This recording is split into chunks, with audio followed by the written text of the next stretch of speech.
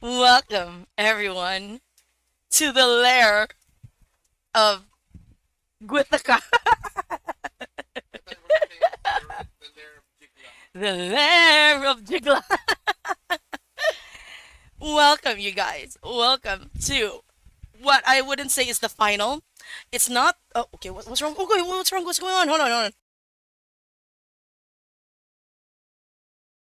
Panira ng moment. Okay, sorry, guys. I thought my son was choking for a minute. So, I think I should start over. Welcome to the lair of Scylla. But of course, this is pretty much the reason why we're late. We were supposed to start at 7 p.m. Eastern Standard Time, or 7, or rather 7 a.m. Eastern Standard Time, or 7 p.m. Philippine time. See, I messed up. I messed up the time zones. I'm really sorry about that. So for those who were anticipating the live stream yesterday, I apologize from the bottom of my heart. I have no concept of time as someone who works the graveyard shift, so yeah, I made a huge mistake. So, for those who are here, just make sure to know that this is Epic Spoiler Talk Fridays, where we talk Epic, the musical spoilers, Odyssey spoilers, all the time. So there's no need to hold back in the chat in regards to spoilers, but please keep the spoilers within the context of Epic. I do not want anyone giving me spoilers to Deadpool and Wolverine, okay? Okay? Please. I have a sword and I'm not afraid to use it. I have 6 Hydra heads and I'm not afraid to to get to sick them on you. And if it's not obvious enough, I have 6 dog heads over here. Look there. There's the so for the last couple of X-Big Spoiler Friday streams, we of course started with what comes after the Thunder Saga, the Wisdom Saga. Then the week before we did the Vengeance Saga, and now we finally reached the Ithaca Saga, the final saga, and it's both for me. It's both it's actually bittersweet because I love this musical so much that to have it end already, so I feel like it's so soon after waiting for the next saga. After the Cyclops saga, after waiting a while, we're getting like one saga every 2 months. So it's like, are we really gonna get everything this year?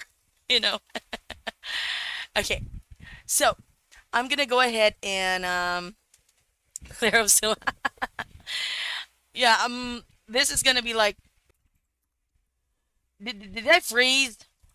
Because my OBS suddenly disconnected. Anyway, okay, okay.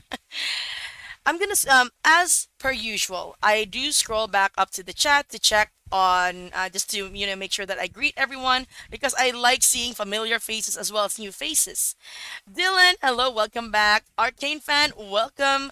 Hermes Onion, hello Sibuyas, kumusta? Beata, again, if I mispronounce your names, I apologize. Please feel free to correct me.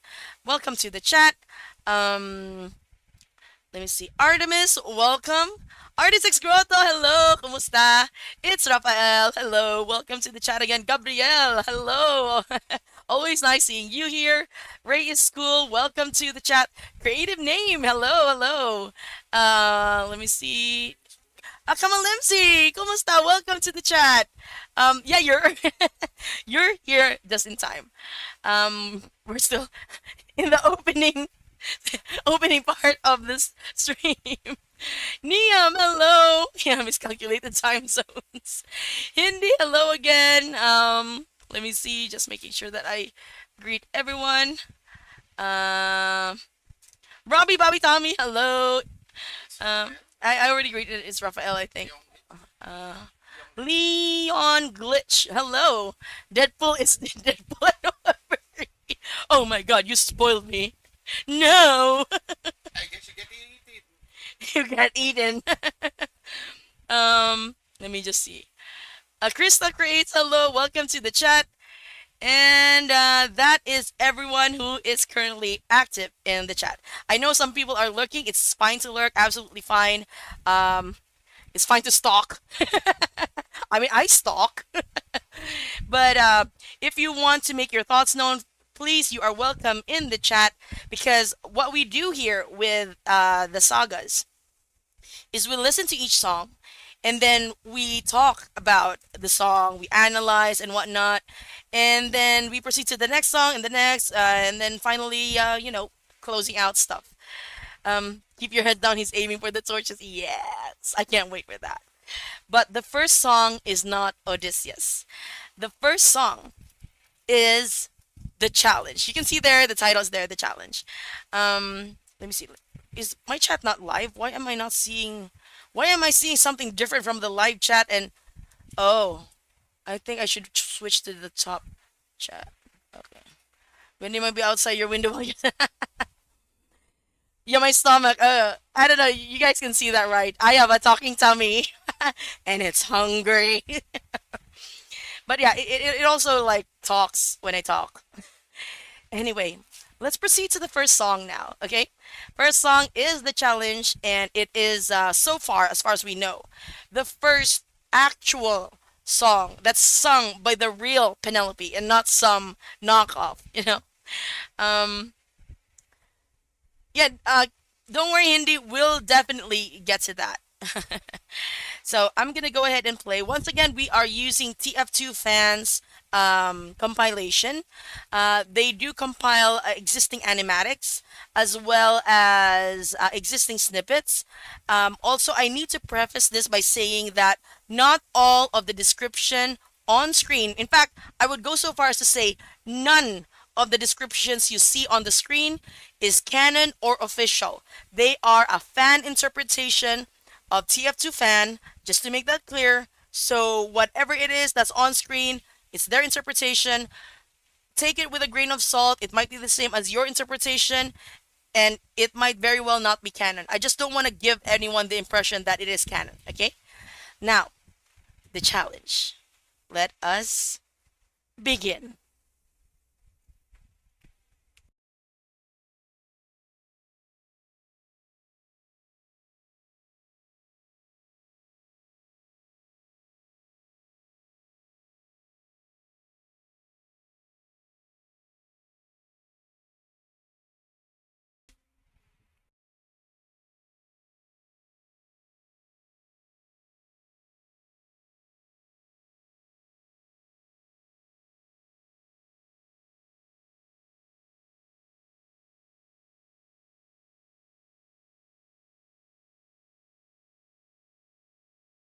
Wait a minute. Guys, we having audio issues? Hold on, let me just pause. Are we having audio issues? Because I'm seeing on my screen that. Okay, I just need to make sure, because what I'm seeing here is that it is moving. I want to make sure, okay? You can't hear it. Oh, guys, please make sure to let me know if there are any audio issues so I can fix it right away. It seems that it is actually, oh, that's weird. Because I'm seeing that it's, there's no sound. What the heck? Hold on. Thank you for bringing it up, you guys. Don't worry, we're gonna fix this. Because I'm seeing that my audio graph is moving. That's why I thought everything was okay. So let me okay, I'm gonna play this, and if you guys hear anything, or I'm just gonna go back a little bit to the Vengeance Saga. So as I try to fix the audio, just let me know if you can hear it or anything, or if you can't. This is in full. This is the correct. Hold on. You still can't hear it? Let me know, because I'm hearing it in my end.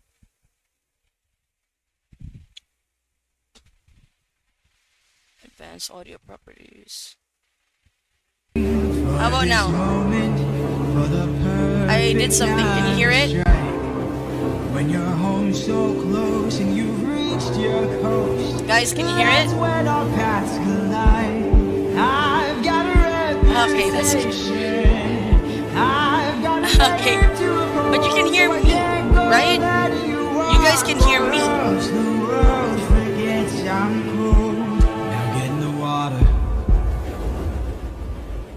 Get in the water. Let's just continue this, and then it'll just jump straight into Wisdom Saga. Yeah, that was kind of weird.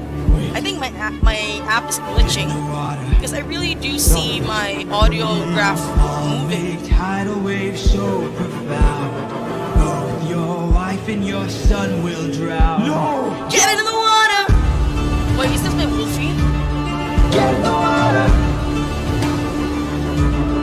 Don't mistake my threats for love. It doesn't look like it's... Wait. I can't really tell.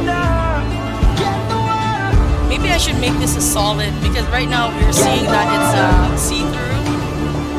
I should just make this a solid. Blending. Let's make it normal. Yeah, I don't think that was Wolfie's. It looked different.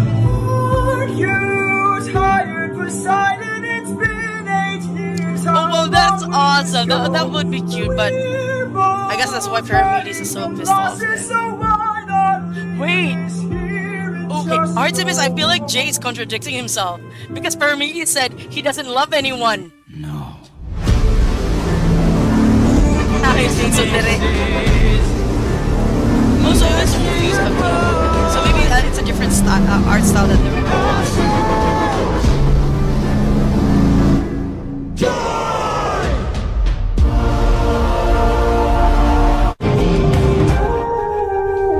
Yeah, 600 strikes. So we're going back a little to the Vengeance Saga, but we are focused on the Ithaca Saga, okay? Finally feel stable. I don't think you seem to get it. I can't afford to die, 'cause I will get back to my son, and I will get back to my wife.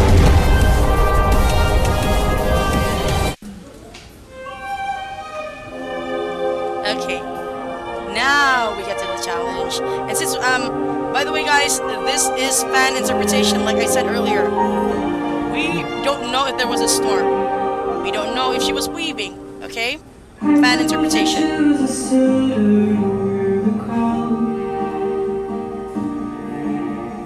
I said I would choose as soon as I weave the shroud. They don't know that every night I am afraid of the work I've done, 'cause I run the line that allow them to think they won. Though I never know that I resort to this, just know I'll be here. But I don't know how much longer I'll last since we saw that storm. And though it was so close to our kingdom, it was far from the norm. Alas, oh, could it be some kind of sign that my world is all about to change? Is it finally time for the challenge I arranged? So I never thought that it would come to this. Just know I'll be here buying you time. Time is fleeting, is running out. Time to be the man of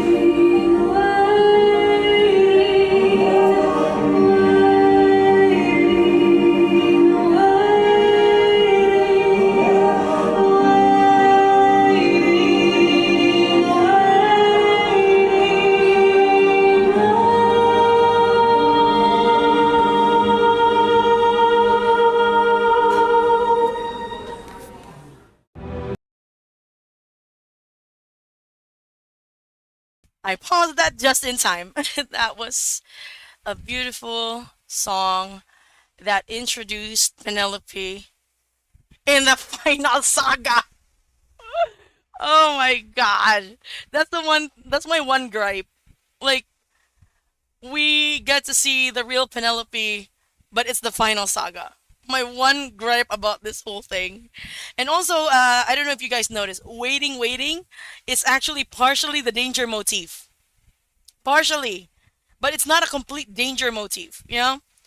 How does that danger motif go again? Da, wait, wait, wait. Da da, da da, da da, da da, da da, da da.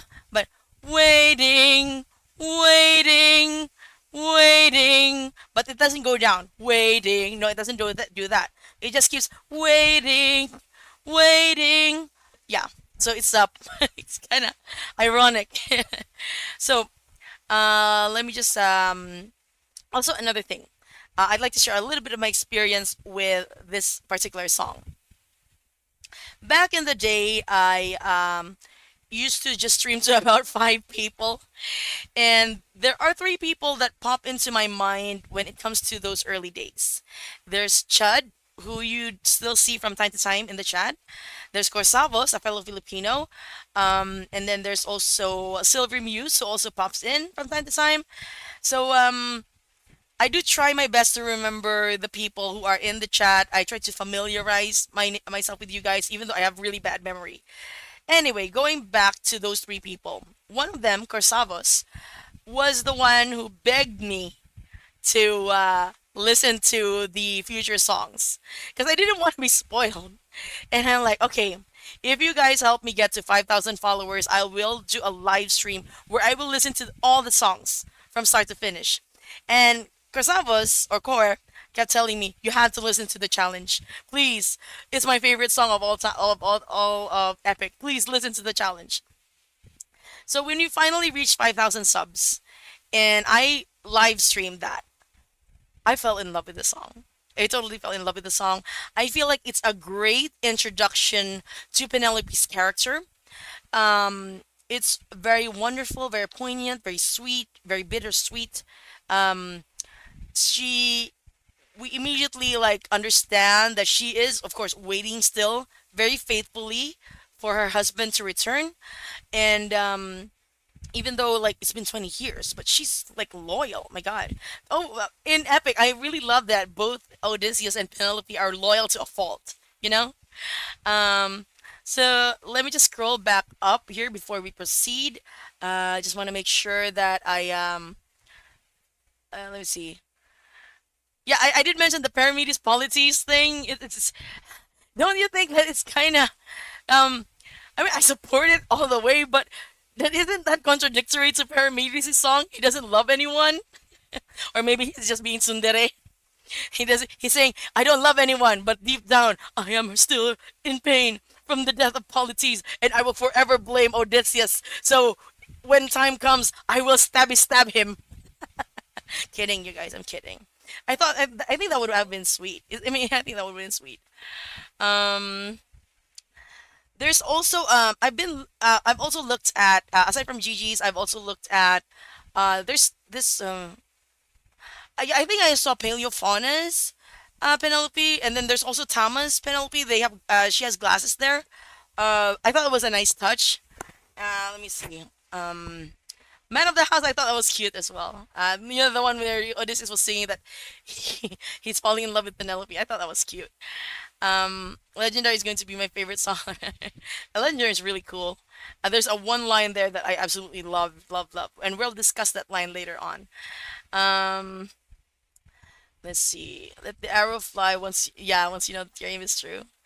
Well, after Underworld, waiting breaks me even more than ever before. Oh, go- um, okay. Let me see. Penelope, give me a chance. Are these like clips or TikTok snippets Jay posted combined? That's correct, Mon. So this particular song, though, this has been released. The audio is bad. Okay, there was someone who took a phone and recorded the whole song from Jay's laptop, and the audio is bad. The what you can hear it, right? Like the audio is not the best.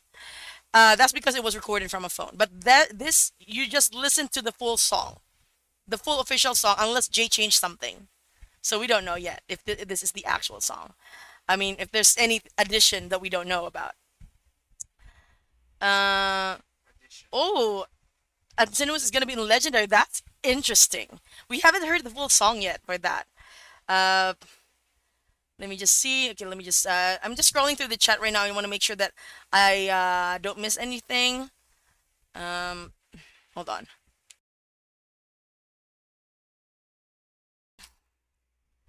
Let me see. Okay, you might have got. Okay, okay. So, like I said, great character introduction, and I fell in love with this song, and because I fell in love with the song, I'm now going to show you guys something that's in my drafts until now.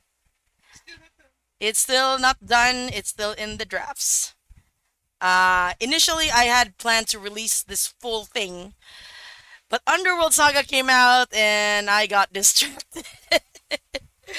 Let me just see if I can open it right now. I thought I prepared this already. Hold on. Okay.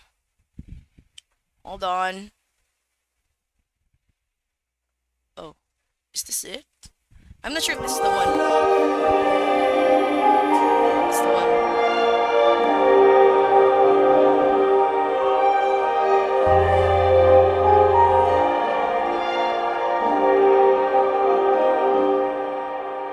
I'm supposed to choose a suitor to wear the crown. That's I not said I would Analea, okay? choose as soon as I weave the shroud. They don't know that every night I unthread all the work I've done. 'Cause I'd rather lie than allow them to think they've won. Though I never thought I would resort to this. Just know I'll be here. But I don't know how much longer I'll last since I saw that storm. And though it was so close to our kingdom, it was far from the norm. Unless, oh, could it be some kind of sign that my world is all about to change? Is it finally time for the challenge I arranged? Though I never thought that it would come to this. Just know I'll be here buying you time.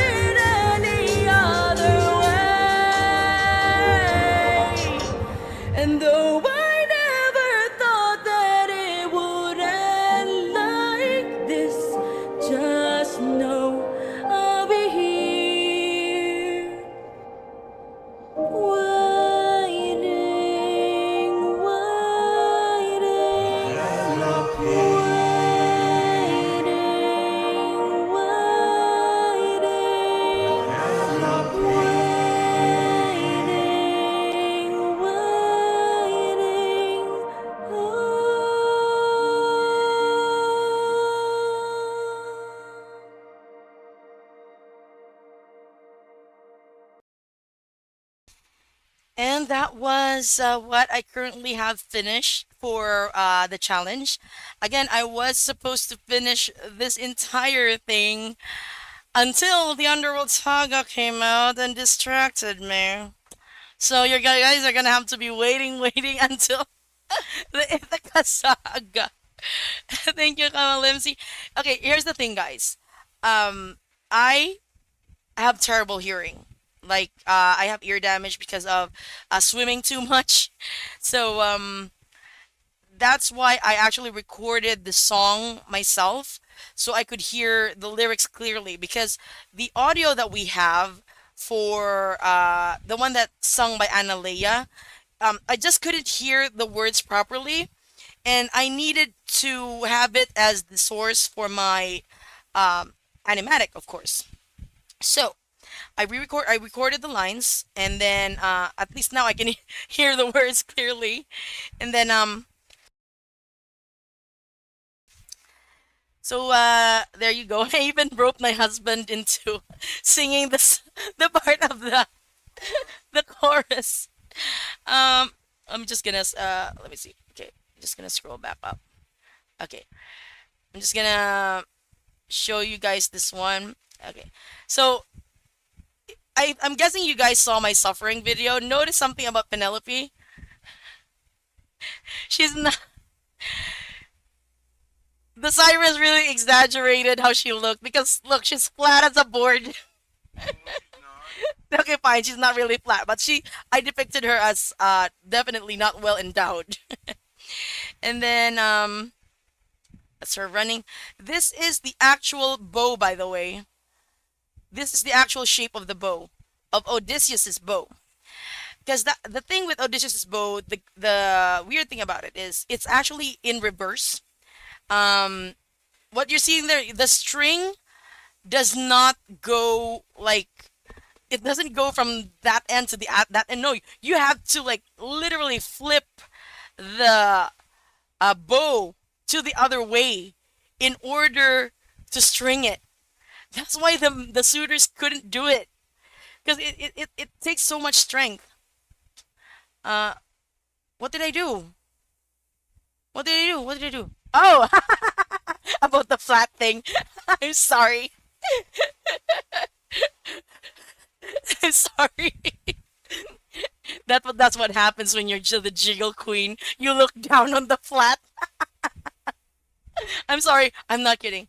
Flat or well endowed. I love all jiggles. There was no. I'm not really actually gonna give her jiggles. No, there what? No, there wasn't. There was no jiggle. What? No. No, wait. I'm gonna go back. There was no jiggle. Okay, well, no. I absolutely did not have jiggles. Come on. It's all about to Oh, change. oh.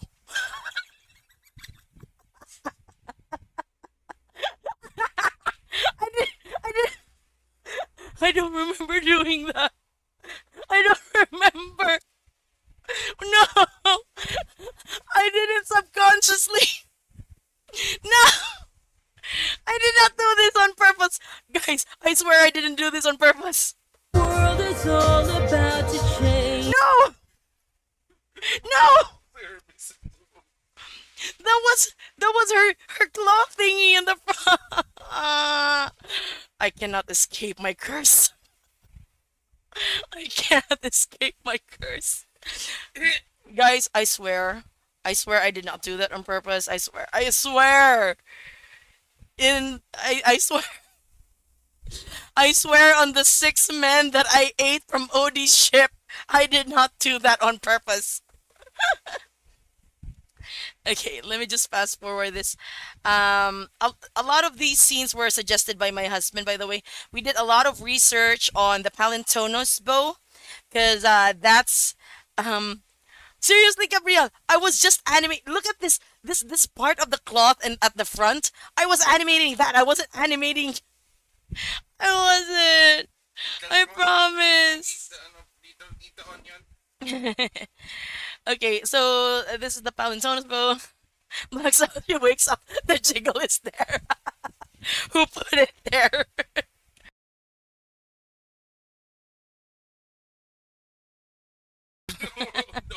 Oh no. Okay, so this is the Palantonos bow. There's actually sort of a time cut here because she runs, then she actually gets to some sort of a storage place thing. I initially wanted for this thing to be stored in a closet, and then she'd open the closet, and there's the bow and like Mulan. But my husband said we gotta research if the ancient Greeks had closets, and that's when we found out. Oh, they had chests. They didn't have closets. So she went to the armory. That's correct. So there's actually a time skip, a little bit of time skip there. She went to the armory, and then she ran. And then initially, I wanted the guards to be like the ladies in waiting, and my hubby was like, "No, there's supposed to be guards there." Okay, so she went to the atrium where the suitors are. That's 108 suitors in total. Well, I didn't count, but there's 108 there. Also, the reason why I went back to this is because I need you guys. I need you guys to remember this shot. Okay, take a good look at that shot. I need you to remember that. There's Penelope walking down the aisle of suitors. Okay? Remember this shot. Remember this. And oh, I want to discuss about this because I just love doing this shot. Although I absolutely the hated having to do the After Effects stuff because I really wanted that when she said the bow thing. I mean the hole in the axis thing. I wanted the camera to move through the holes in the axe. And this is only made possible in After Effects. So it took a lot of planning, my god, and a lot of rendering. Anyway, we shall move on to the next song. And that next song is Antinous Hold Them Down. Screw this competition, we've been here for hours. None of us can string this, we don't have the power. Screw this damn challenge, no more delays. Can't you guys see we're being played? This is how they hold us down while the throne gets colder. Hold us down while we slowly age. Hold us down while the boy gets bolder. Where the hell is our pride and our rage? Here and now there's a chance for action. Here and now we can take control. Here and now burn it down to ashes. Channel the fire inside your soul. Haven't you noticed who's missing? Don't you know the prince is not around? I heard he's on a diplomatic mission, and I heard today he comes back to town. So I say we gather near the beaches. I say we wait till he arrives, and when he docks his ship we can breach it. Let us leave now today we can strike it. Hold him down, Till the boy stops shrieking. hold him down. I'll slit his throat. Oh, I should have added trigger warning, you guys. Trigger warning. Content warning and trigger warning from here on, okay? Hold him down, Into tiny pieces. hold him down. In the great glow, when the crowd is where the prince is, only the ocean and I will know. What's going on? I don't even know what's going on right now in the chat. But guys, again, trigger warning for this scene. Absolutely red trigger warning.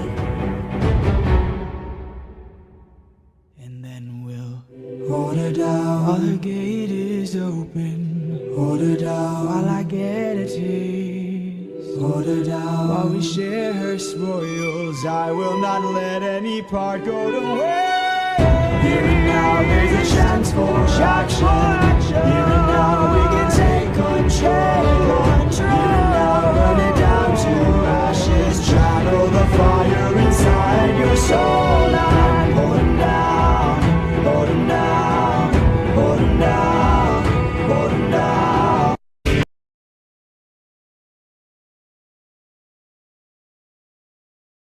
Okay. Okay. I paused at the wrong time. But anyway. Antinous is voiced by Aaron Alexander, who is just an absolutely delightful person. He auditioned for Tiresias. He has a wonderful voice. He did some riffs, but Jay, I think, noticed that, I think he might be better for another character. So he did the callback and had him audition for Antinous, and he ended up getting the role of Antinous. Um, there was a debate. I got into a debate at one point that there was this one commenter who said that they did something to Penelope. But it's pretty clear to me that nothing happened. That was just their plan. And then this person said, then how come Odysseus was overly angry to the point that he actually killed all those people very brutally? And the thing is, here's how I think it, okay? At that point that they were trying to string the bow, as per the myth as well, Odysseus was there. He was already there and he heard them planning. So, you know, it definitely tracks. Like, come on, you heard these men. They're gonna do something to your wife. That's gonna break a man. The full monster's gonna come out. And not only that, it was premeditated because now Odysseus had a motive to kill the men. So he hid the weapons. But in the myth, is what he and Telemachus actually went on a murder spree. They had some father. They bonded over murder. But I'm not sure that's actually gonna happen here in the Ithaca Saga. I'm not sure how Jay is gonna go about it, to be honest. Um,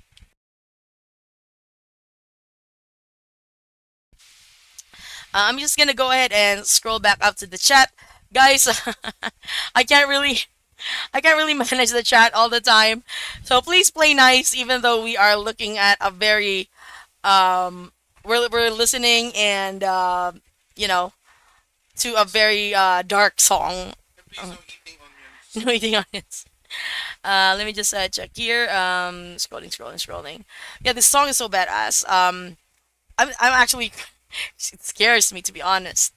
Um, don't worry, we're gonna talk about. I don't wanna do the parodies just yet. Until we finish the entirety of the Ithaca Saga because I feel that's gonna take away from the moment. So let's save that for later. Okay. Let me see. Let me just scroll. Um, scroll. I'm just gonna check to see if there's anything. This part is my least favorite. Yeah, yeah, same. It is also, but it is also pretty much to establish that Antinous is an irredeemable character. And honestly, I do plan on doing an animatic featuring Antinous in it. And hubby and I have discussed it, and we both agree that I will animate Antinous with red eyes all throughout. Like all throughout, there's no point in time wherein just like Odysseus that sometimes his eyes will go back to a normal color. With Antinous, it's gonna be red all throughout. Um, I know it's off the topic at the Wendy. What random Greek myth facts that your husband told you that shocked you the most? Oh my God, there's so many. Um, Let me see if I can recall. There was this one myth. Pegasus. Oh my God, I was shocked. The Pegasus myth shocked me. I didn't know Pegasus was the love child of Poseidon and who was that? Some horse. The god of horses. Who go figure. Also, another thing that shocked me was uh, the hubby didn't tell me this. I was accidentally stumbled into it. I was shocked that Athena and Hephaestus had a child by non-consensual means, but then it didn't really like normally like if you think about it in human conception, it's not supposed to take. There's not supposed to be a baby, but then there was, and the baby was half man, half snake, and he ended up becoming the king of Athens. Like, okay, that was still a shock. Um, Let me just scroll, scroll, scroll. Did you know that the Wisdom Saga has the most voice actors of any saga? This is because oh yeah, it does introduce a lot of characters. Yeah. Wait a minute. Oh right, right, right, right. Calypso was introduced in the Wisdom Saga. Um, let's see. Let me just double check everything here. Daedalus was related to the child of Hephaestus and Athena. Yeah. Um, I'm not a fan of a murder way to solve problems, but Antinous and the other suitors even allowed themselves to think of the possibility of doing something to Penelope. Yeah, I approve of Odysseus' rights and I approve of his wrongs. Oh yeah, yeah, yeah. That one, Hermes. Yeah, that one. It is weird. It's weird. Yeah, I think Athena might have adopted him. Ate Wendy, can we see your Calypso design if you have a peek? Yes, I can show you my Calypso design. It's not final. It's not final. Let me see if I can open it. I think I have CSP opened here. Oh, don't mind that. Don't mind OD Jesus over there. Don't mind that. I'm gonna go ahead and open um OD Jesus. I'm just tired. People just keep telling me it's OD Jesus. Okay, fine. That's OD Jesus. And I'm tired of people calling me the Jiggle Queen. Fine. I'm the Jiggle Queen, she says proudly. So let me where is it? Where did I put that? Animatics, characters. This is not the super final design, it's just my initial one. And it is inspired from the Little Mermaid. I mean the live action Little Mermaid. And also I wanted to like capture as much of Barbara, the voice actor, as I could as well. So notice that she had the hair, and yeah. And I know that there's a lot of opinions about Calypso. I just depicted her here based on the song I'm Not Sorry for Loving You. So I depicted her as someone who is more along the side of being naive and being lonely and stuff like that. I know people are not going to agree.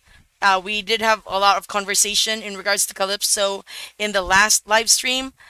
But yeah, you can you can appreciate the nuances of a character and also at the same time not condone their actions. You know, in Thunderbringer, Odysseus didn't choose himself; he chose his wife. Yes, I'm 100% convinced that if Penelope and Telemachus were not in the picture, Odysseus. Yeah, I feel like as well. If we're gonna go by that one, Artemis, I'd also like to. Okay, I'm not sure how canon this is. Um, because from what I know, from what I heard from the grapevine, correct me if I'm wrong. If you know, if you guys know anything, supposedly, if you saw that animatic from Jay, with the crew singing, right? Just a man, and then suddenly a Penelope appears in the sky, and she's bathed in yellow. A vision of her rather appears in the sky. Um, the way I actually interpret that is Zeus actually wants Odysseus to not choose the crew because it was the crew's fault. It wasn't Odysseus' fault. So Zeus was kind of like, I gotta make sure this dude, you know, chooses his wife. And I feel like when he saw that Odysseus was listening to the men singing, and he was like, I gotta push him. I gotta make him really choose. So it was actually like Zeus who manifested that vision of Penelope. Because to me, it tracks. It's the same yellow color that his bolts are. And it's in the sky, right? It's manifested in the sky. Zeus' domain.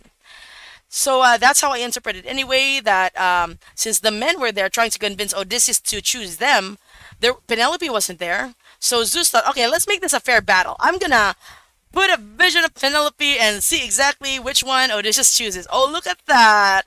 He chooses the choice that I want him to make. The same way that he chose the decision to make the decision to kill the baby, just like I wanted him to. Zeus, the ultimate manipulator, I swear. Let me just scroll back up. Um, uh, let me see. Ana. Uh, now that's a funny thought, but it would take away from the seriousness of the moment. Odyss is such a great character because he survived the journey that would have driven a lesser man mad 5 times over. Yeah, true, true. Um,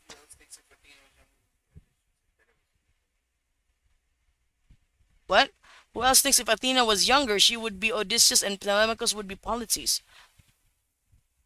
Huh? I'm not sure I get it because she's a goddess. She's not mortal.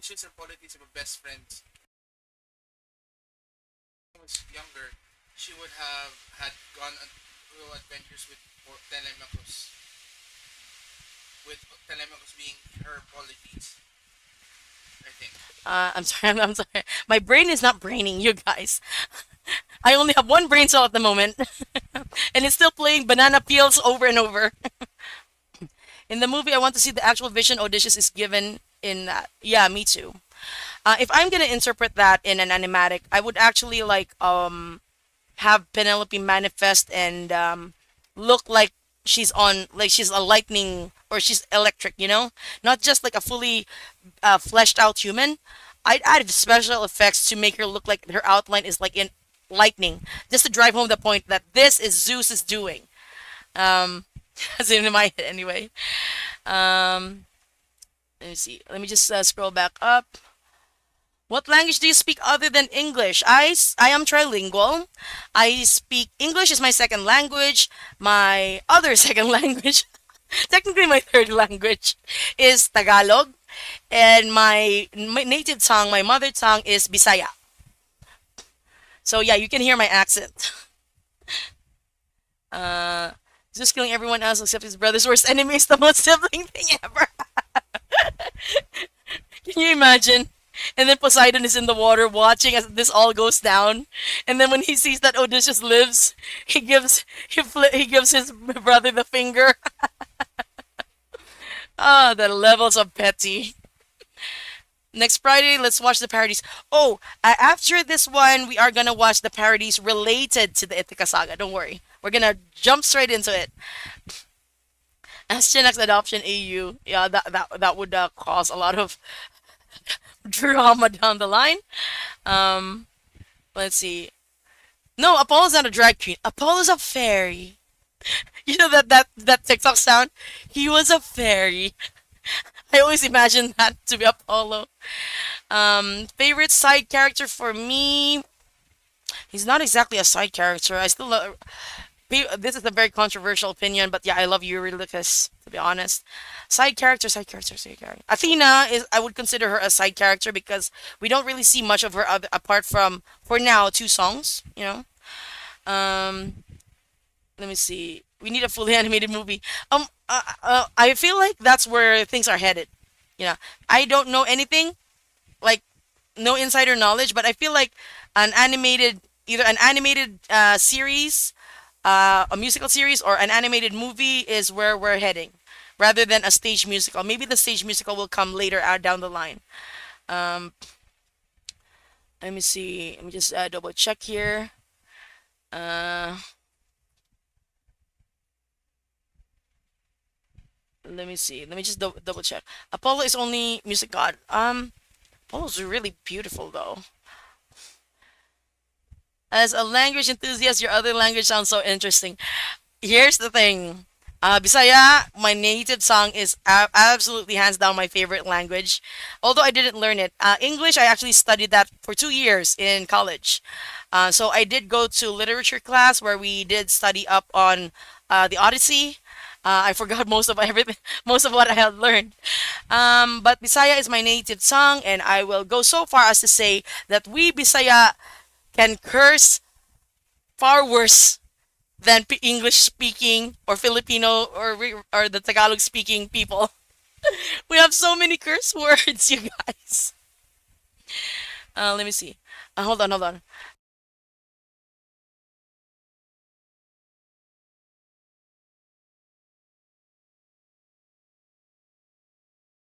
I had to ask my husband to turn on the AC because the baby woke up because it's insanely hot right now.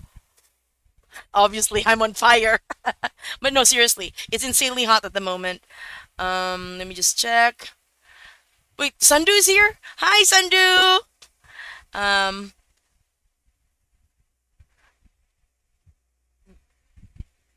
Let me see. I don't know if Dionysus is the god of wine, right? Is he the god of theater, performance, whatever?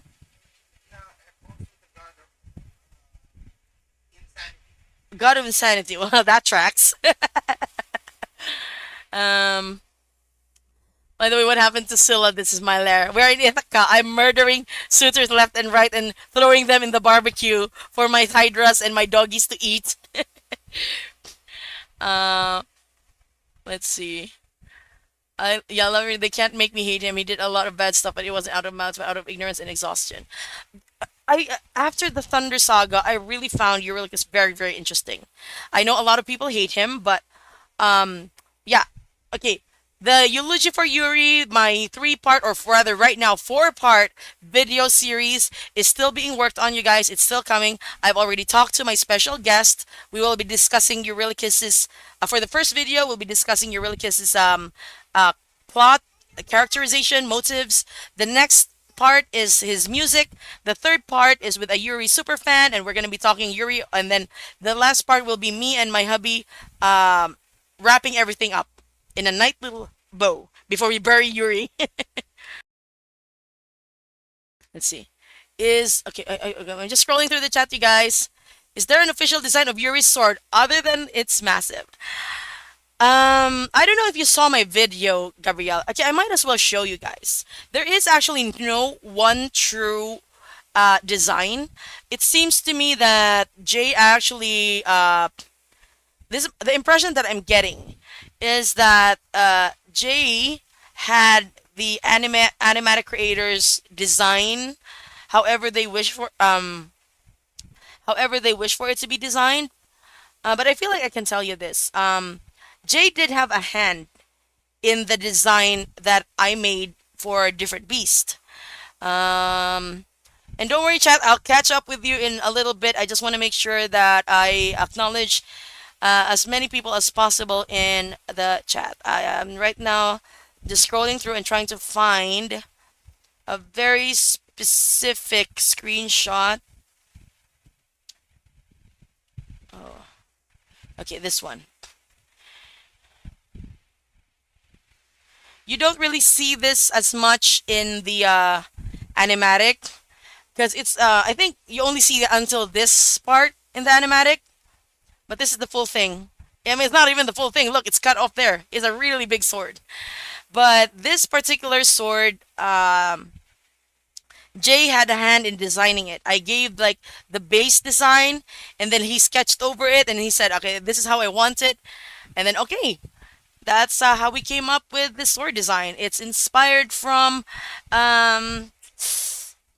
Guts' Dragon Slayer sword and the Final Fantasy sword by from Final Fantasy VII sword, the Buster sword, owned by Cloud Strife. So yeah, let me just hide that. Okay, I'm just gonna scroll. Okay, let me see. Uy, storming in Marik. Uy, careful, Gabriel. Marikina, mabaha pa naman dyan. I get you so much in my mother tongue. Storming in Marikina. Nakalimutan ko lyrics. I get you so much. In my mother tongue, we have a lot of curses. A lot. Oh yeah, I don't know. There's very few like you wanna curse so much, but there's very little curse words in English that cannot be translated, or rather, you can't translate your own mother tongue curse words into English because there's just no one-to-one comparison. How do I think Odysseus beats Poseidon? I feel like Athena's gonna come in.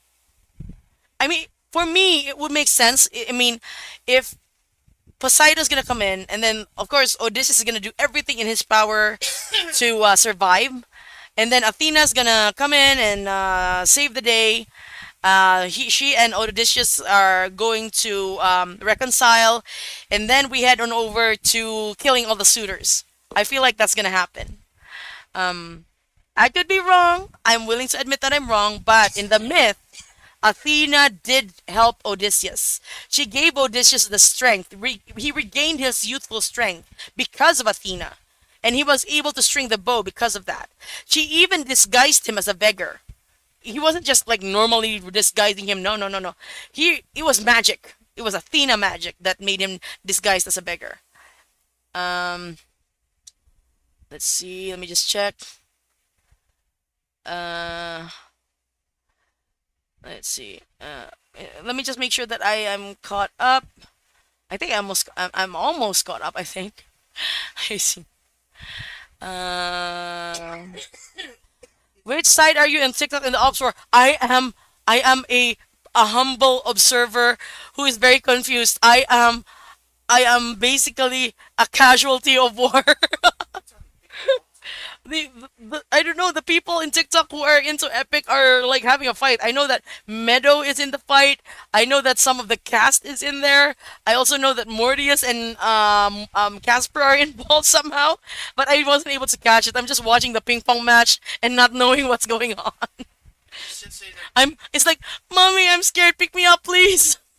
I thought they were going to say you're just on the sidelines eating whoever get falls down. Yeah, yeah. No, I'm still too scared.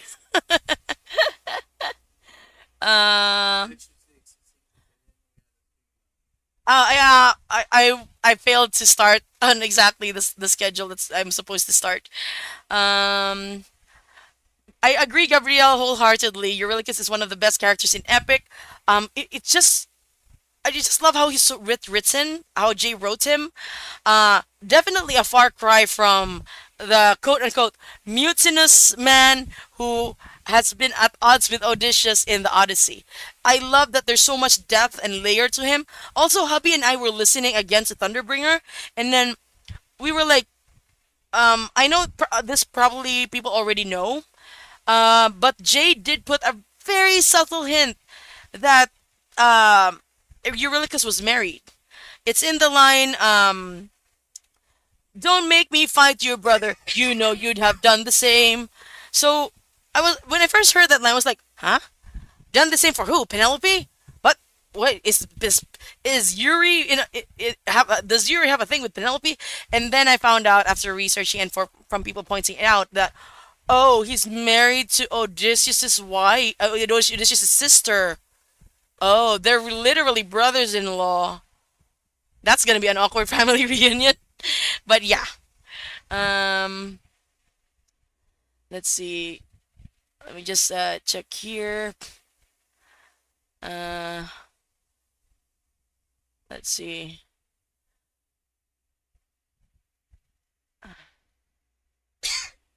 Oh, Elpinor is the youngest of the crew. I did not know that. Something I'm just gonna reveal to you guys.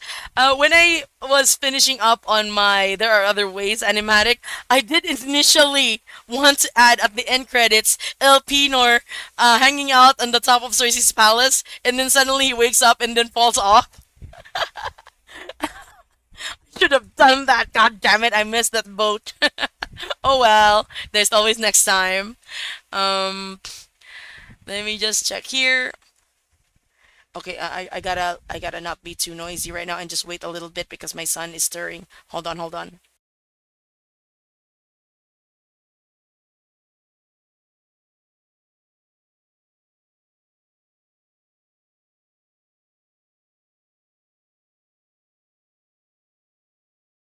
Okay, I think I'm caught up with the chat. Um, correct me if I'm wrong. I know that little Ajax will stay back, but little Ajax, he was big, right? No, it's called it because it's Ajax the Lesser. Ajax the Lesser, not that he's small. He's just he's the other Ajax. He's the other Ajax. So Ajax number two, little Ajax, the shorter Ajax. But he's not short. He's not a kid. Not like Neoptolemus. My God, a 10-year-old kid at war. he was. He was. He wasn't small. Um. Yeah, Ajax the Lesser. Yeah, yeah. Anyway, you guys, we are gonna proceed to the next song. We've been talking enough. So, just to recap, we first listen to the challenge. Then next we listen to Hold Them Down, which is very, very triggering which might be very, very triggering. So, now we are gonna listen to Odysseus. Originally, it was titled King, but somewhere along the line, Jay changed the title to Odysseus. So here we go. Hi, Rowan. Hi, Odysseus Nemo. Hold on. Hold on. I'm gonna start. In the heat of battle at the edge of the unknown, somewhere in the shadows lurks an agile, deadly foe. We have the advantage with the numbers and the might. You don't understand it. This man plans for every fight.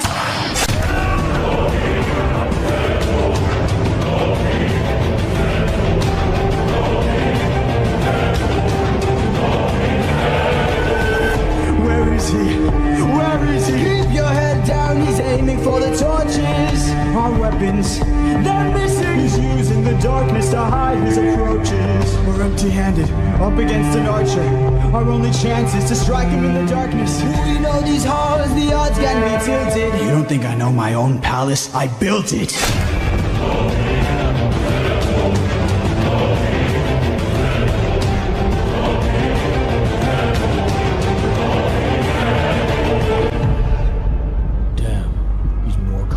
Than I assumed. While we were busy plotting, he hid our weapons inside this room.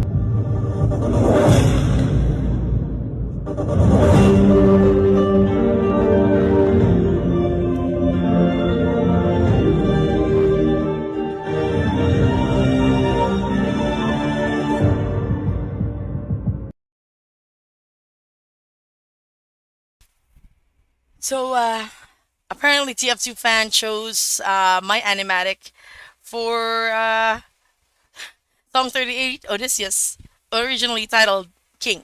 King, yeah. So, I do believe that during Antinous' song, Odysseus heard everything and planned out the murders. Um, Probably locked all the doors. Everything is bathed in darkness. And now we got a reference to Scylla. He kills the men with the torches. Because, of course, strategically that makes sense. That he would target the men with the light.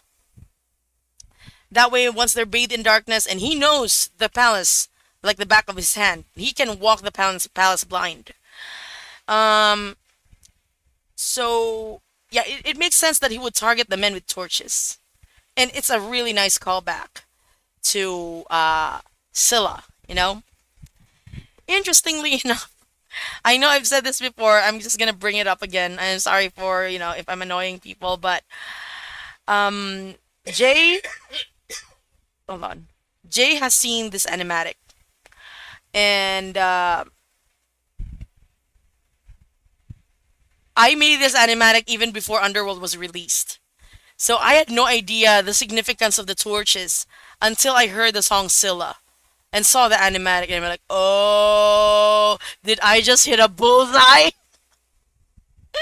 without knowing? So I'm pretty excited to see where everything is going. Also, that is not the full song.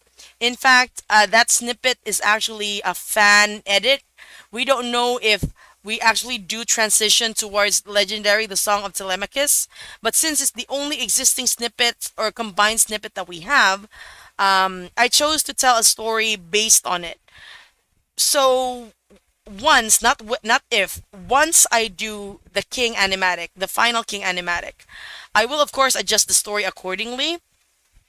But I feel like it would actually be interesting to me anyway. It's interesting if the song Legendary is gonna be a callback to that line. If I fight those monsters, is it you I'll find?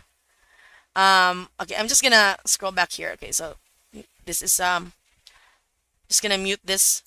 Just gonna discuss a little bit about this animatic. The reason why these men do not see Odysseus talking, aside from being arrogant, he was in front of them, but it's still dark and shadowy. And he's right there. He's right here.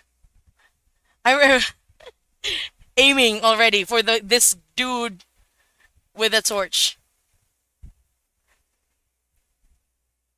And then, of course, we get the hit. And then the final man with the torch, he targets this person. Also, if you guys are interested with my animatic, I need you to remember this particular shot. Okay, this shot of Odysseus dragging the man into the darkness to kill him off is actually suggested by my husband. And it, like, we talked about it and thought, okay, this would add actual horror into the element. So in some of my future animatics that I'm working on, you will actually see this. A repeat of this, or not a repeat, only more like something, a callback to it. Also, let me just move forward a little bit. Okay, when I was first planning this out, Odysseus was supposed to be in the rafters, and he was supposed to jump down in between them. But eventually, I decided, oh, he's just there. He was already there all along. And then, remember when I told you guys to that scene with Penelope? Because it's an exact callback to this. We had our Queen of Ithaca walking through the aisle of suitors, and now the King of Ithaca is walking through an aisle of dead suitors bathed in blood. So, yeah, I really like doing callbacks with my animatics. I want, as much as possible, each animatic to be connected. So that way, when people watch my maybe an entire compilation of all the animatics I make, they're gonna be like the Leonardo DiCaprio meme and pointing to the screen. Oh, I know that reference, or something like that. And then, okay, I'm just gonna continue playing this. This dude is Amphinomus. He is the only kind suture out of the 108. He actually, bye onion, take care. So Amphinomus, I know it sounds like Antinous, okay? Amphinomus actually prevented the other men from killing Telemachus not once, but twice. Odysseus actually saw that, and he told Amphinomus, you have to leave. Because he was already planning on killing the suitors, right? So he told Amphinomus, you have to leave, you're gonna be in danger if you don't. But Amphinomus refused to leave, and so he died. I'm not sure if he died by Odysseus or Telemachus' hands in the myth, but yeah, he died along with the other suitors because he refused to listen to Odysseus. He did, he refused to listen to Odysseus. Research that. There's something new What was the new thing? that she, I don't know, I think he asked him to stay. Oh, okay. Maybe it depends on the myth that you're, the myth that you're reading. But apparently, my husband said it was Athena who did some magic on Amphinomus to make him stay. But he Doesn't was track.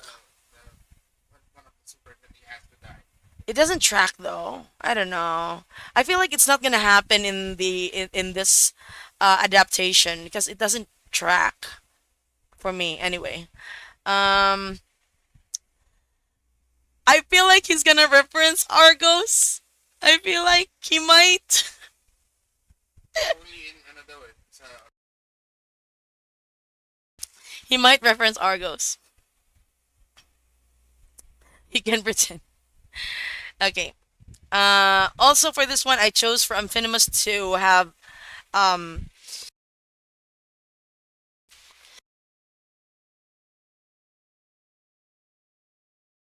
is your husband a history teacher or just a nerd? He's a nerd. A complete nerd, a complete geek, and that's why I married him. Yeah, he said I wanted the dog to appear in one scene and then he never appeared again.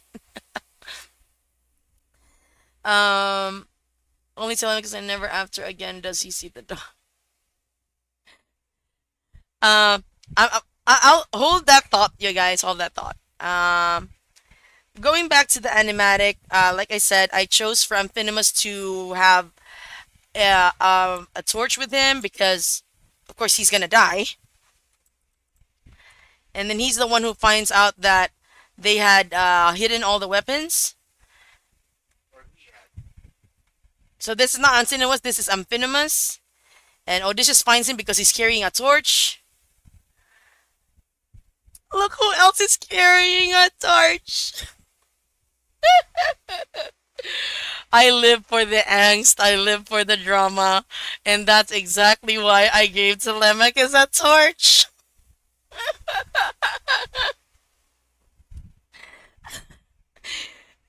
I did this on purpose, you guys. With with the thought in mind that Odysseus is gonna kill every single one of the people he sees holding a torch, I made Telemachus hold one. The question now is when exactly does Telemachus meet Odysseus?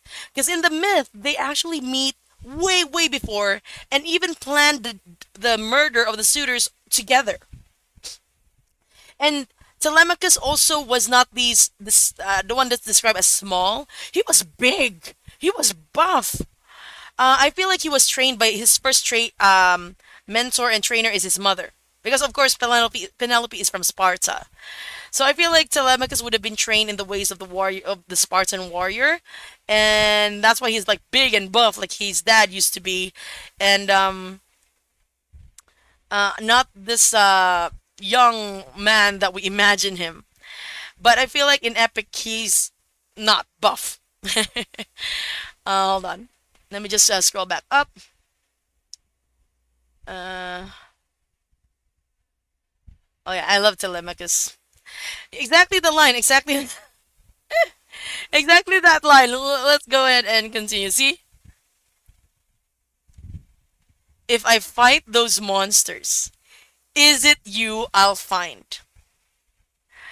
So that line from Legendary seriously stuck to my head.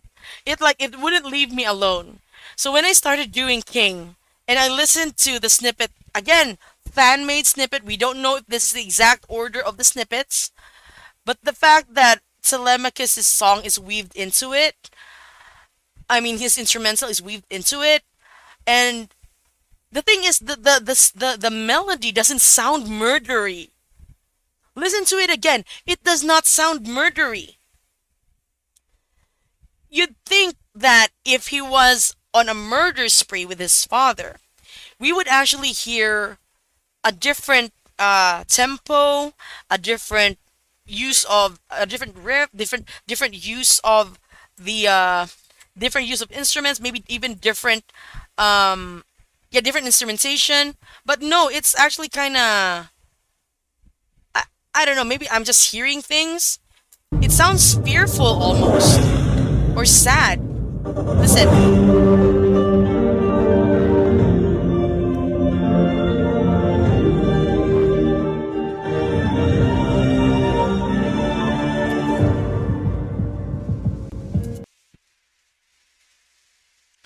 Yeah, this is a fan interpretation, by the way, of TF2 fan. So I don't know about you guys, but that melody of Telemachus within the Odysseus song does not sound murdery. It doesn't. Not to me, anyway. So I don't know about you guys. It is darker, but definitely doesn't sound murdery. It doesn't sound like I thought Telemachus saves his dad, killing this first man in an attempt to save the stranger. It actually okay. Drake, there is a cut song wherein Telemachus talks to his father and asks his father, "How do you live with yourself?" Basically, the message is, "How do you live with yourself after killing a man?" And it's a cut song. So here's what I propose is gonna happen. Okay, again, I'm just spitballing here. I'm just trying to imagine how it would go. One, I don't think that Telemachus and Odysseus meet before the slaughter of the suitors. I don't think so. Two, I think Odysseus was already in that atrium when Penelope announced the challenge, and he heard the suitors plotting, and he plotted their murder all on his own. It just so happened that Telemachus was also stuck in there, and then he witnesses. Sorry, I bit my tongue. He witnesses his father killing the one suitor who was kind to him. He is also carrying a torch. Odysseus instantly recognizes his son because he looks like his mother. Before he could talk to Telemachus, Telemachus got scared and ran. Maybe even dropped the torch, just like Eurylochus dropped the torch. Um, and then, so now father and son are in the dark. Telemachus is scared, frightened of seeing the man that he knows, he might know in a deeper level is his father. Maybe Athena revealed it. I don't know. But Odysseus, knowing that that's his son, goes from being a monster back to his human self. Seeing how his son, who looks like, so much like his wife, scared of him. So now he sees that he's become the monster. In his son's eyes, he is a monster and it devastates him. So he tries to call for his son. And in that moment of vulnerability, somebody attacks Odysseus in the darkness. Now, I know that Antinous died first in the myth, okay? I know Antinous died in the myth first. But if I were to write this, I would actually make Antinous as one of the last people to die. Antinous attacks Odysseus. Odysseus is caught off guard. It's dark. The two monsters are now fighting for their lives. Until Telemachus steps in and kills Antinous to save his father. So it's a callback to the cut song of of Telemachus talking to his father and asking him, "How do you live with after killing a man? How do you live after becoming a monster?" And Odysseus would be like, "You just do. You continue breathing. You're no longer you, but life has to go on." Something like that. So this is how I interpret it, okay? We don't know if that's gonna happen. This is Gwendy fanfic. This has Gwendy fanfic written all over it. But it's just how I see things happening. I don't know what Jay has up his sleeve, but I'm sure he's gonna surprise us for sure. So let me just scroll back up to the chat. Yes, you're really good. Yes, yes. Okay, let's see. I like how Penelope means weaver in Greek. It's not because of weaving the shroud, but also because she weaved a lie so intricate she managed to delay the suitors for 10 freaking years. Very nice, very nice. Let's see. Oh, guys, these streams with the songs, it does tend to stretch. So yeah, we it's not like I'm so hung up on it has to end in 1 hour. No, no, no. We talk until we're done talking, okay? It's exactly. How do you do it? How do you cope? I love that song so much. But I feel like there's just not enough time to do it. To have that song, that have that moment. But who knows? Who knows? We don't know. We don't know. We haven't heard all of the songs. We haven't heard the entirety of Odysseus. We don't know. Maybe it's there. Like after Telemachus kills Antinous, they have a brief talk before they finally head on to going for killing the rest of the suitors or something. The reason Telemachus is buff in the myth is because the ancient Greeks really wanted to depict beauty of the human body. That's why Greek statues are mostly naked. Yeah. Let me see. Odysseus is the longest song. Interesting. Hold on. So there could be still some other songs in there. Anyway, let's go ahead and continue with the next song.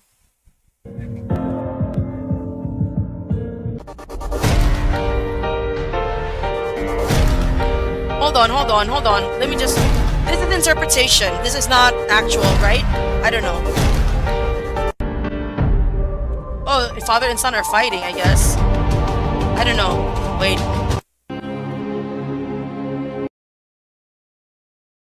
Yeah, about that. I feel like it's fan interpretation again.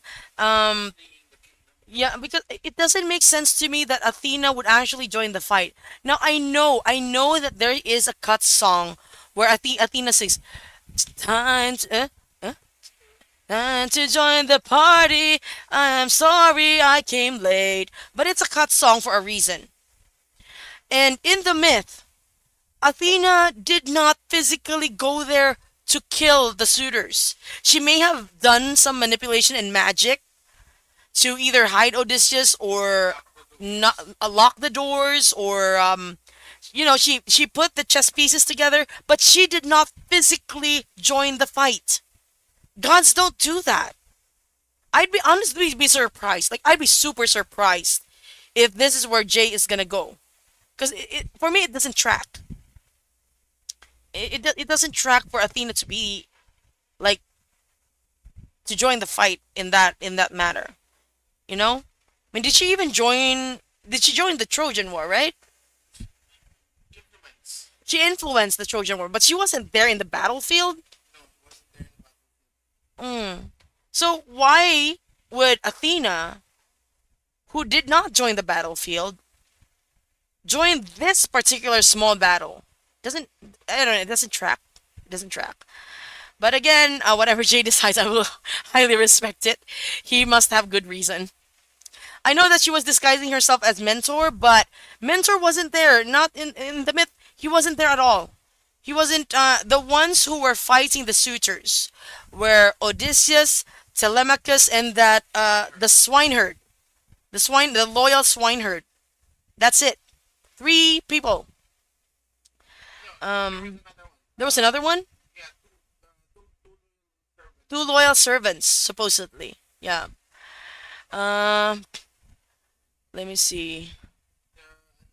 Handmaidens and Okay, let me read this. What if I'm the monster? But it is read in a different tone. I'm scared of. Oh God, what if I'm the monster? And then it's Telemachus singing it. Oh my God, that. Oh, angst. I live for the angst. Let's see. I'm pretty sure she was like guiding Telemachus' strikes towards the suitors attacking him. That would make sense, but that would actually make a lot more sense rather than Athena actually like being there and manipulating and helping fight. Um, and honestly, I do feel like if Athena like draws her sword there, it would take away Odysseus and Telemachus' thunder. Having a god there. Oh. No, no, no, no, no, no, no, no, no, no, no, no, no, no, no. Do not. Do not. My hubby was about to mention a name I do not want to hear. Athena inspired him, but she didn't fight. They only joined the fight in the Trojan War. She fought in the war openly with Ares. I did not know that. they fought god to god. A god to god. She Interesting. didn't fight mortals. She fights. He was he was he buck freaking naked during the thingy? I mean, doesn't really matter to them back in the day, but what? That actually explains why Ralph Fiennes' Odysseus was half naked in the movie. In that movie still. Because yes, we are getting an Odysseus movie titled The Return, starring Ralph Fiennes. Their Telemachus there is our epic version of Telemachus, the thin, small guy, soft boy Telemachus. I thought that we were seeing like the buff Telemachus, but no, we're getting soft boy Telemachus. I just I don't know what to expect from this movie. I feel like, oh yeah, Penelope's was very very beautiful. Like she's her age, but very beautiful and graceful and elegant. I just wish that they would include the gods this time. Like it's not just a human story. Come on, the gods were heavily involved in this. Please, please, involve the gods. Let me see. We don't talk about Uh, let's see. Let me just check. what the Sitimini and Yuri. The only way they can do it is once Timony is in the underworld. I'm sorry. We're fighting, and then Odie showed up, causing Athena to leave out of awkwardness. I really don't think. I feel like Athena and Odysseus would have actually reconciled before the murders of the suitors. If we're gonna base it on the myth, I mean, in the myth they didn't even like they weren't at odds at all. Athena was still watching over him and stuff. They didn't have this dramatic falling out the same way they did in Epic. Um, yeah, it would be kind of cool, but I really honestly do feel like Athena is going to intervene with the Poseidon and Odysseus fight because I feel like that's the only way Odysseus would survive. I mean, Poseidon doesn't seem like a man that you can convince to let you live, you know? But when Athena is involved, and she's, I'm gonna tell my father on you. Stop it, uncle. um, let's see. Maybe make sound like break the mouse one. What if Telemachus is monster? Yeah. What if I'm the monster? What if I do the wrong in the wrong? What if I'm the problem? What if I'm the monster? Rah rah rah. When Athena's magic revealed him, he freaking undressed himself and started shooting the. Oh my god, buck naked. Odysseus. Well, it does add to the shock factor. Well, it does. Yeah, yeah. He flashed them. Super. Athena and Poseidon do have a long-standing rivalry. Yeah, it would actually track. Okay. I'm just gonna. For now, I'm just gonna like stand on the hill that it's Athena who's gonna stop Poseidon from killing Odysseus, and like that's when they also reconcile. Fun fact. Poseidon is the god Oh, one thing, I don't know how it's gonna weave into this, but Eurylochus comes from the island of Sami, which is south of Ithaca, and they actually worship Poseidon there. Let's see. Mm. In the myth, Fog, Odysseus broke down because he thought he was lost again. Oh, poor Odie. No problem, Sanju. You dressed up, okay? What if Scylla fought Poseidon?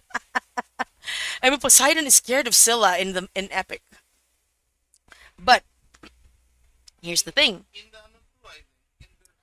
Yeah, in the actual myth, he might have been scared of Scylla as well. So there was this theory floating around that I saw on TikTok that, and it tracks with Epic, that Scylla actually has the ability to show you the monster within. But since Odysseus was already accepting of that monster, we are the same, you and I, so he's not scared. But Poseidon thinks highly of himself, doesn't want to see the monster within, so he avoids Scylla at all cost. I'm bad at explaining, but that's how yeah, that's how I got that theory. Um, Lotus eaters eat Poseidon. Nah. Would have talked to Polyphemus and learned that Poly was actually in the wrong for breaking the rules of hospitality. Nah, that makes sense. Um, so why is the start of the Wisdom Saga just grown ass men bullying a 12 to 13-year old? Because he's essentially a rival to the throne, right? Yeah. So they need to break him down at a young age. When it's like growing bamboo.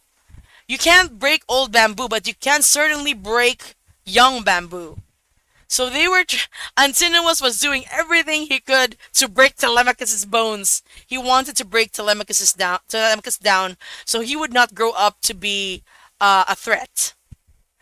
Um, it seems that the return will focus on Odysseus after Calypso's island. Yeah, and I feel like there's gonna be flashbacks. I feel like I don't think it's I could be totally wrong. I could be totally off the mark. But I'd absolutely hate it if the return only focuses on the Ithaca and there's no flashbacks to the previous sagas or Siberius events. I'd hate it if it was just like a John Wick style Odysseus. No, no, no. That's not what I'm here for. I'm here for the myth. Are we shrugging off the fact that somehow hundreds of Winions found themselves far away from home, enslaved by a glowing fruit? I mean, wasn't it their own by their own volition though? Or maybe they were blown there by the wind, and then they got hungry and started eating lotus fruit, and now they wouldn't leave. Um, yeah, this is the part we don't know exactly about what's going on with the timeline. I do know that Athena has a new power to be introduced called time dive. So that might be how we get the flashback to a 12 to 13-year-old Telemachus. That's how I'm thinking anyway. Um, let's see.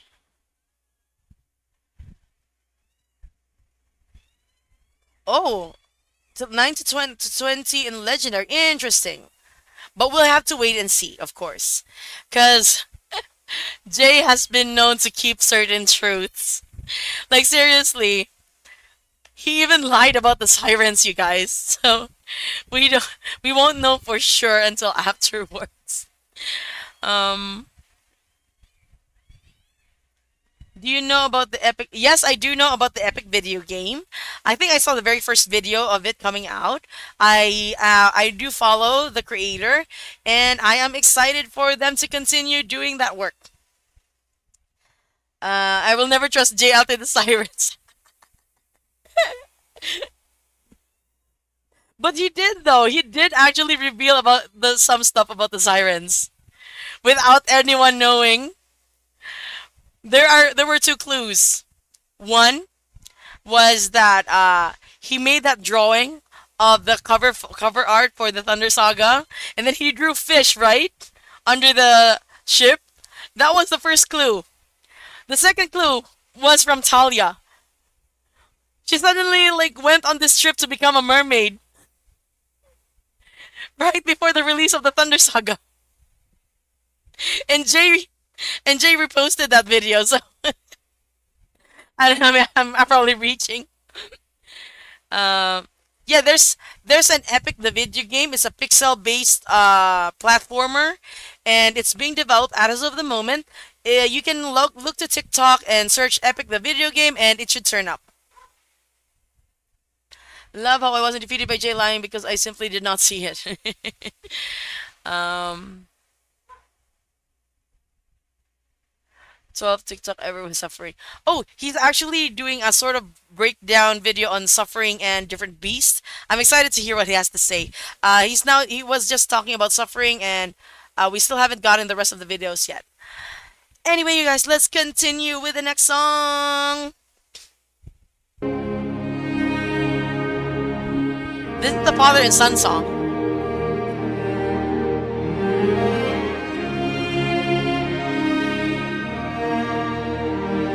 Nah, Apollo's gonna claim that Jay is his descendant. Father?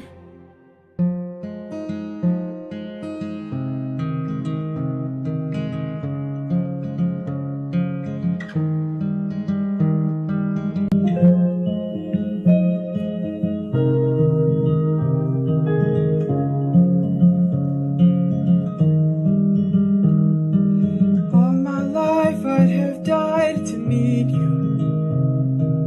Thought about your name so much it hurts.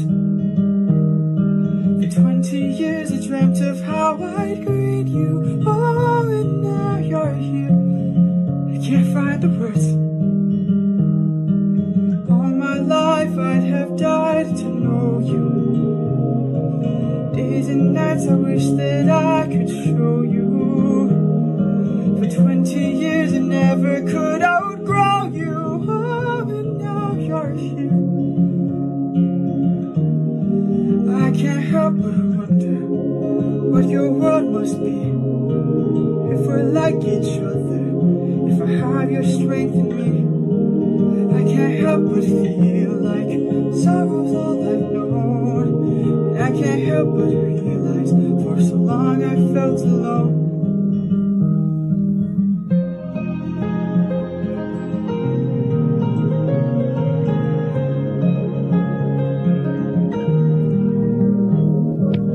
Oh my son, look how much you've grown.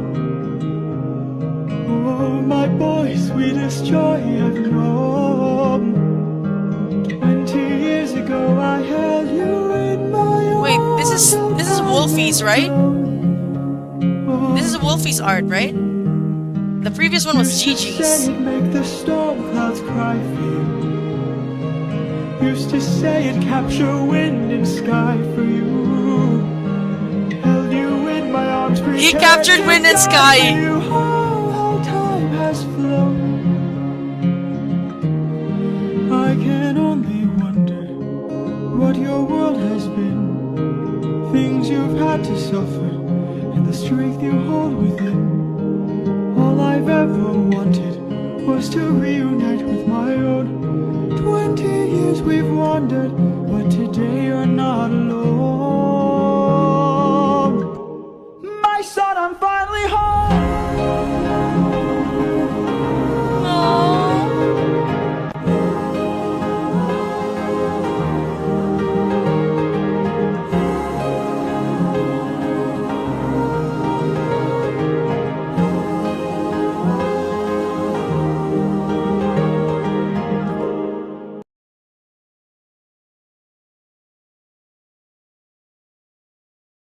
You know, if you guys saw Jay's video of this, you know that a song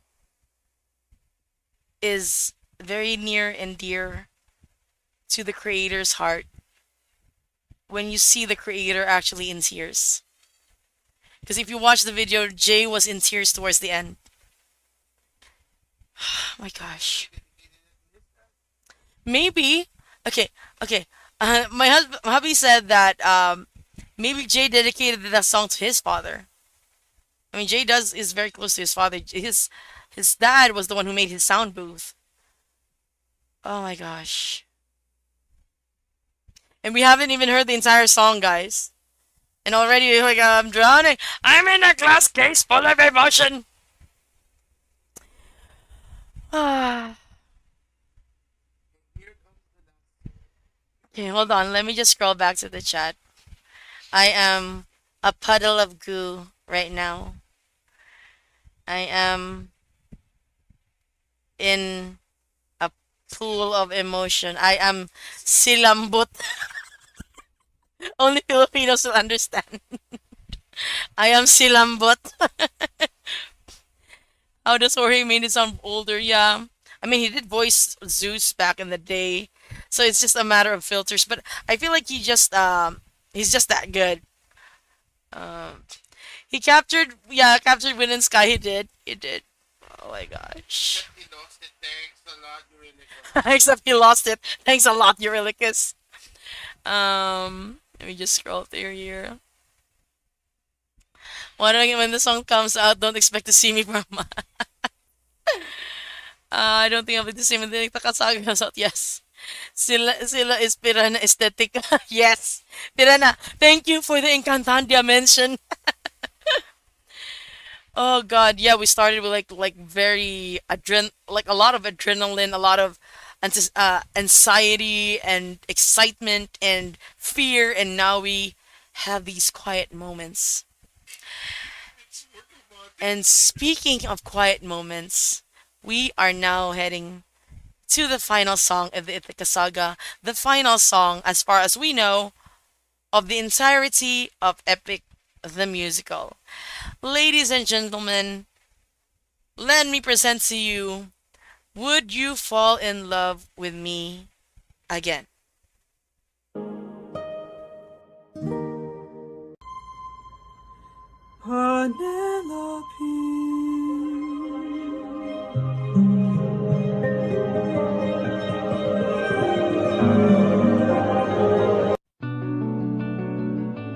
Again, fan interpretation, guys. Would you fall in love with me again if you knew all I've done? The things I cannot change. Would you love me all the same? I know that you've been waiting for love. See, fan made, fan made. Just, you know. Would you fall in love with me again if you knew all I've done? The things I cannot change. Would you love me all the same? I know that you've been waiting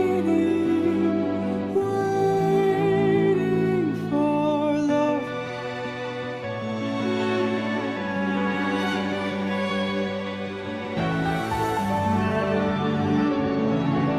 See, fan made, fan made. Just, you know. Fan made, fan made. Just, you know. Fan made, fan made. Just, you know.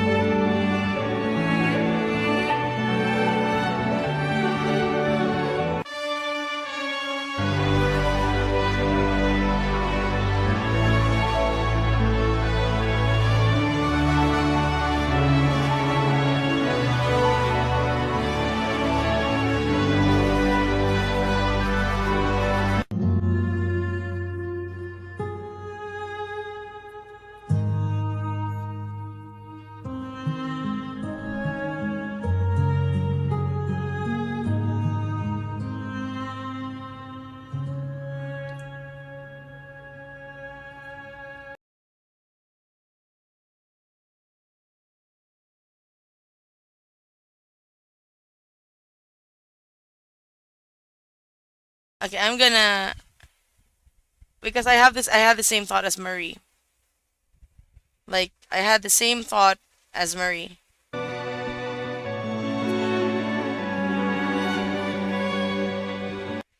Like after that line, Penelope's gonna sing the actual line like, I would take the suffering from you.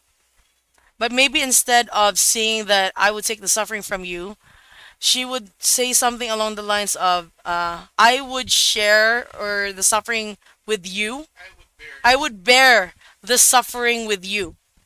So it's not like she's taking it, she's bearing it with Odysseus, and she is going to accept him, and they are going to continue to pick up where they left off, and they will be together. She will share in his suffering, and just like how the people that you love will want to know your pain, will want to know your suffering, so that way they can share in that pain and lessen your burden. So yeah. Group hug! Group hug with my sirens, hydras! Panira ng moment. Group hug, come on. Mommy's hungry right now. I got not just 6 heads to feed, but another 6 in my waist. Come here. No, seriously, guys. Seriously, it's. Oh my god, I'm getting choked up. Let me have the suffering with you. Oh my god. I would bear the suffering with you. Let me have the suffering with you. Wait a minute. Hold on. Was that the same note as the last part? Hold on. I'm just gonna try and listen. I'm probably hearing too much.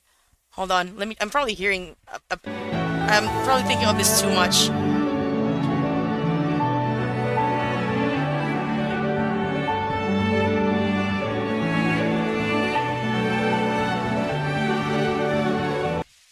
Okay. I'm probably hearing about it too much, but guys, I need you to do me I need you to do something for me. I need you to do something for me. I need you to sit down. I need you to imagine yourselves sitting in the VIP seat of the theater. Epic the Musical has just concluded in front of you. You're in tears. People are applauding. There's a chorus of applause. And then we have the curtain call, and this is the music that you are hearing.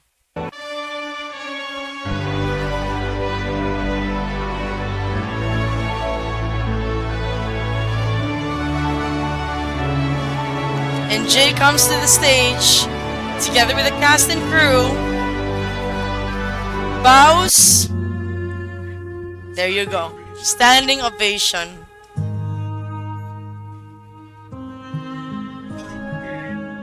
Throwing a bouquet.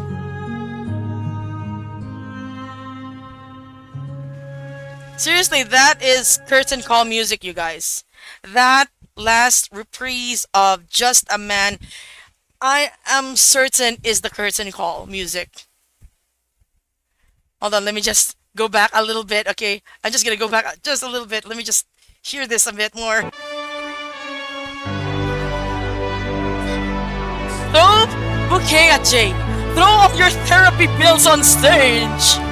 Jay, you need to pay for our therapy.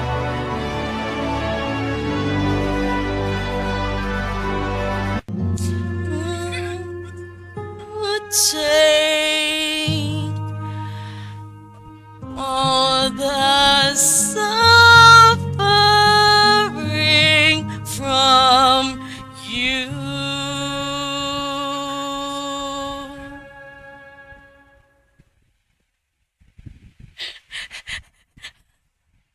just I don't know if that was the correct lyrics. Okay, I was just trying to fit in the I would take the suffering line to that part.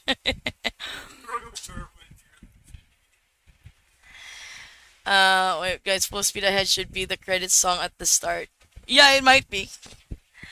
I would take all the suffering from you. It kind of matches. I like parodies. Oh wait, what, where is it? I will make a bouquet out of the therapy pills. Jay, you need to pay for this. So, Don't throw a jar, Ray. You might hurt Jay. there are my tears. So, you guys, that is it with the Ithaca Saga. That is it for our listening party to the future songs of Epic, our talk and analysis of what's going to happen, and everything else in between.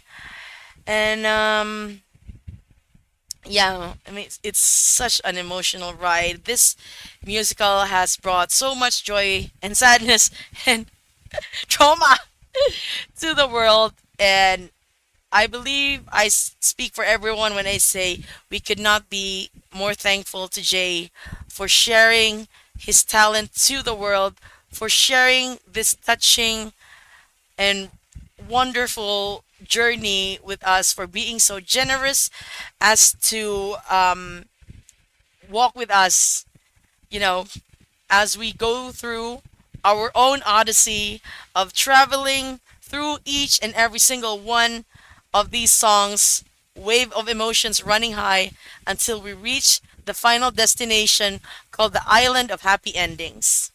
Because the telegony does not exist. Alexis has a question. Okay, let me see. I have a question which is better, this or Olive Tree? I love Olive Tree, but I feel like this is more in line with the story. Olive Tree feels like, much as I love Olive Tree, it does feel out of place with how the plot is going right now. Um, it also doesn't really. It's more like Odysseus reminiscing his days with Penelope, but this one is more along the lines of Odysseus' fears that Penelope has moved on from him, and he's asking, "Would you fall in love with me again after everything that I've done?" And I feel like if Penelope had rejected him, he would have accepted because he knew what he had become. He knew. He knew there was going back. He knew the only path was forward. And I just know in my heart of hearts that he loves Penelope so much that he would be willing to let her go if it meant that she would be with someone better or someone he thinks is better. So yeah. Artemis. Let me just scroll up. Uh, I'm making my parents watching. Yeah, it's a great standalone song. Olive Tree is a great standalone song. Um, and we will still get to see it in the cut song saga. Jay did mention that there's a lot more cut songs in Epic than the actual songs. Will be forever special to me. I'm way too dramatic. So am I. Um, okay, I was having a hard time reading this. What's we film? Would you fall in love with me again? What's with film? There is no telegony, but telegony slander is always welcome in my live streams. Let me see. Um, already deserves six. Telegony, I do believe, is a self-insert fanfic.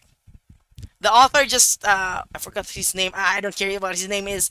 It was written way after Homer, and I do believe that he wrote it just because he wants to write himself getting on with it with Cersei, and then also I was going somewhere with this. Also, the telegony directly contradicts Tiresias' prediction that Odysseus would be able to come home and live the rest of his life, with the rest of his long life, together, and that he would with Penelope, and that he would die of old age, happy and content with Penelope. It directly contradicts that. So no, the telegony does not exist. So that's why kind of I had plans of reading the Cersei book, but then when I realized, oh shoot, she included the telegony in there. No way, no way. I'm staying away from that book. I'm sorry, but sometimes you gotta curate your own the content that you consume. So I mean, people can like whatever they like. I'll hate whatever I hate. Uh, Let me see. It's like Man of the House and Monster. I like the Man of the House, but Monster fits the story way better. Yes, exactly. Um, some of you guys should start writing books. I actually did. Um, I wrote this World War II historical romance set in World War II Philippines, and I worked on it for 10 years, and it didn't go anywhere, so I tried to adapt it into a graphic novel. It met some success. Part of it was published locally, but I got burnt out because it's so difficult to adapt like a long ass manuscript into a shorter form graphic novel. So, and also I've moved on from comics to animation, so I don't know where the journey is gonna take me. Who knows? Have you reacted to the demo Troy Saga? Not yet, not yet. I think I might have. Wait. Yeah, I think, but that was way back when. We are gonna do that. We're gonna do the cut song reaction next week. Because yes, just because we finished listening to the Ithaca Saga does not mean that Spoiler Talk Fridays is over. We are still going to talk about we are definitely going to talk about the cut songs, and we are going to listen to the cut songs, and then if there's still time we're going to listen to Jay's Discord Q&A, because we might get a lot of insights on what he has planned for the future. Odie himself, who told Penelope that if he didn't make it back she can choose any suitor she wants because he'll rather have her marry anyone than have her die alone and lonely. Oh my god. See, Ah. told you, I'm hugging my husband right now. break that. Okay, he's hugging me. Because sometimes we do talk about these things, death is part of life. So sometimes I tell my husband, if I go first, you have to remarry. And he's like, no, I will never remarry. You have to remarry. Like, what? No, you remarry. Let's see. Yeah, I love Epic the Musical so much. I can't wait for the Ithaca Saga. Yes. Totally, Mia. Yes. Stay high up in mind back at the Lotus Island would be a better ending than the Telegony. Yes, Mon. And then everything was just his imaginings. No! I hate that kind of trope, honestly. Who was the crewmate who was asked to be left behind? Who was that crewmate, you guys? Help me recall. There was one crewmate who ate the lotus fruit and begged Odysseus to leave him behind, but Odysseus dragged his ass back to the ship. Was that Paramedes? Was that Paramedes? Help me, guys. Tell me in the chat. Yes, it's Paramedes. That explains why he's that. Hubby says that explains why he stabbed Odysseus. Because he's like, I could have been high and happy off my ass in the Lotus Island. You had to bring me into this hell that is called your freaking ship. Here, eat my metal. Sorry, guys. To the new people in the chat, I'm really sorry. I'm not sorry, actually. Sorry, not sorry, don't. Whatever. Yeah, what did you get copyright? Nah, I'm not gonna get copyright strike. But seriously, things are very chaotic here because I start it. Always remember about the Luke the Rooster. Yeah, I've heard of Unhand Him.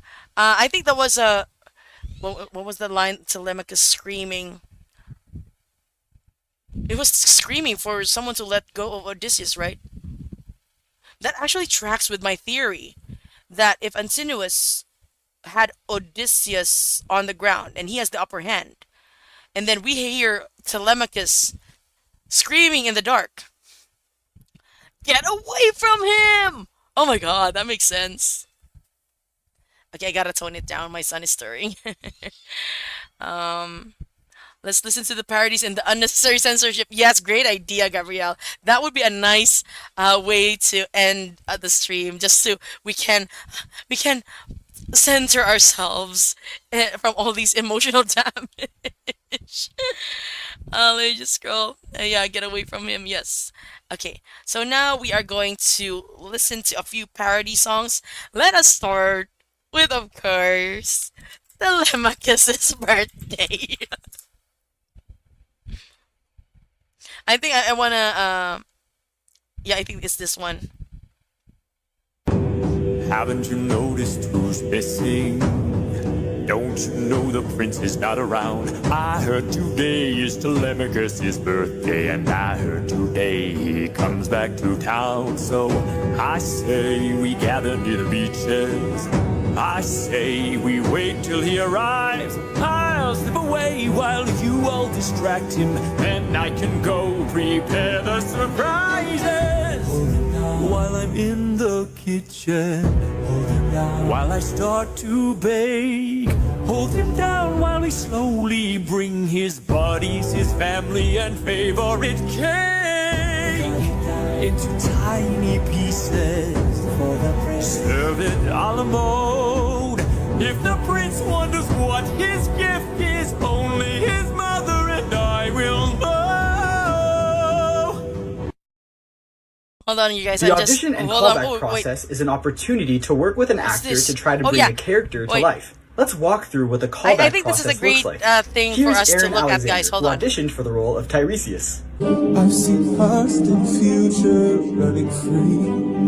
There's a world It's related to the Ithaca Saga anyway. you get on, but that's not a world I know. After seeing the potential in this video, I emailed him asking if he would be interested in doing callbacks, which usually entail a Zoom meeting where we talk about the character and I provide notes on his performance so that he can send another audition video with a closer portrayal of the character to what I'm looking for. At the same time, I also asked him if he would be interested in auditioning for another character that I think he might be a good fit for. I get a response from him saying yes, and we schedule a time for a Zoom meeting.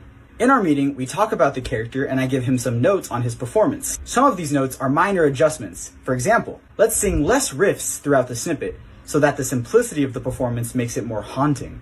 Other notes are more of an in-depth character analysis. For example, Tiresias is a character that sees all of time all the time. This means that while he can't physically see Odysseus, he sees every memory he's ever had and every one he will have. He sees every heartbreak, every joy, every trauma, and he can't turn that off. So the performance should reflect that. Instead of Tiresias sort of judging Odysseus or keeping a secret from him, it's really Tiresias being overloaded with all this information and just telling Odysseus what he can. Now remember, he's not only prepping to do a callback for Tiresias, but I also want to give him notes on the other character I want him to audition for, Antinous. The first note that I always give during the portrayal of Antinous is, do not worry about showing me your evil. If the intention of the performance is to show that we're evil, it makes the performance less grounded. Instead, what we can do is place ourselves into the mindset of the character. Antinous in Epic is a cold and calculated man who is tired of his life passing him by while the throne is empty and the queen has stood alone for 20 years. He has had enough of waiting around and is now willing to do whatever it takes to get what he wants, which in this case are Penelope and the throne, and for some reason to break Telemachus' bones. Also, Antinous in Epic is not a particularly classy person. He's more of a nitty-gritty, down and dirty type. The reason this is important is because even the pronunciation of words affects how we will view Antinous. So we're not looking for, fight little wolf, fight. Instead, we're looking for, fight little wolf, fight. It's a minor change, but the way we say the words really affects the performance. Also, a really important note in a lot of these auditions is that generally, less is more. Instead of trying to play at a character where the vibe is, evil man who wants to take the throne, getting into the mindset of that character, and then portraying the character truthfully and honestly really elevates the performance. And so, now that I've given Aaron his notes, we wait. First, he sends his initial Antinous audition. Haven't you noticed who's missing? Don't you know the prince is not around? I heard he's on a diplomatic mission, and I heard today he comes back to town, so... I give him a quick technical note about selecting specific places to add vocal rasp to it, and then we wait while he prepares his callbacks for both Tiresias and Antinous. He sends them in, and I evaluate them both. I am the prophet with the answers you seek. I say we wait till he arrives, then when he docks his ship we can breach it. Let us leave now, today we can strike it. After looking through both of the callbacks, I decide that Aaron is a great fit for Antinous. Yeah, And he's so really I a great offer fit him for the role of Antinous. Antinous. He accepts, and then we schedule a time to record a demo, which you may have already heard on TikTok. Then when he docks his favorite part's ship coming. we can breach it. Let us leave now, today we can strike it. So that's usually what the callback process looks like. We're working together to try to bring the character to life and to see if the actor is a good fit for that character. Depending on the person and the scheduling, sometimes this callback process can take days or weeks or even longer. But the end goal is to bring the character to life in a way that is fun for the actor to portray and is also fun for us to experience. Okay. I think the next one is that I personally haven't seen is the unnecessary censorship. This was suggested by Gabrielle, so let's unnecessary censorship. By the way, you guys, we are going to have another stream tomorrow. However, just to be clear, we are going to be it's called Pipino Time. It's a stream that I will specifically Buisit, panira ng moment. It's a stream wherein I will specifically there it is, where I will specifically talk in my native language. And so I encourage, although I am welcoming of others, but you have to make sure that you have to be aware that I will be speaking in my native language because it's a stream that wherein I would like to, reach out and interact with my fellow Filipinos. And tomorrow I will be celebrating, re-celebrating rather, the Filipino creators who have lent their talents to Epic and Epic the community. Especially because, spoiler alert, I'm gonna just say it anyway because I said it last time. Telemachus is voiced by Miguel Mico Veloso, who is a Filipino-Canadian. So, although I did already do a celebration stream for other Filipino talents, I know I missed a lot of people. So if you're on my Discord and you know of a Filipino creator, animatic creators, songwriter, video creator, that's contributing to the Epic community, please post it in the general chat, and I will do my best to research on them so I can see if they're a fit to be featured. Because sometimes, what if they're not actually Filipino? I mean, it's always cool to celebrate people from all walks of life, but I want this to be very specific to Filipinos. So tomorrow is a Filipino time stream at around it's 12 noon. Nasa tanghali po tayo, nasa udto, lunchtime po. So hope to see you there. Let me just see. We're gonna alas 12, Gabriel. Alas 12 ng tanghali, lunchtime. So now I'm gonna go and click on this unnecessary censorship Thunder Edition. To go. Oh no! High and low, so find a place he'd never. One way you'll get home. It's when he's scared to roam. Oh, it's through the Oh, shit, come on to the ship. We'll I'll take the suffering from you. the things I for you. You've been trying to this whole time, and my real wife knows I don't a dollar. I can't. But while you were so focused on turning my into snacks. You didn't notice that your friends got. We are a different beast now. We are the ones who now. No more of us deceased, cause we won't get. Hold on. You can't do this. I can't. You might wake the baby. I might wake the baby. Oh my god. I got. I'm in shock.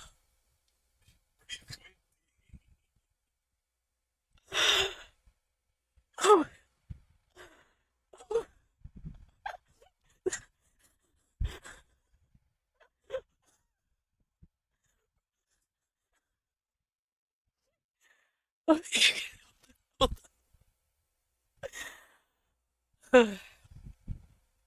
Gabriel, we need to talk about.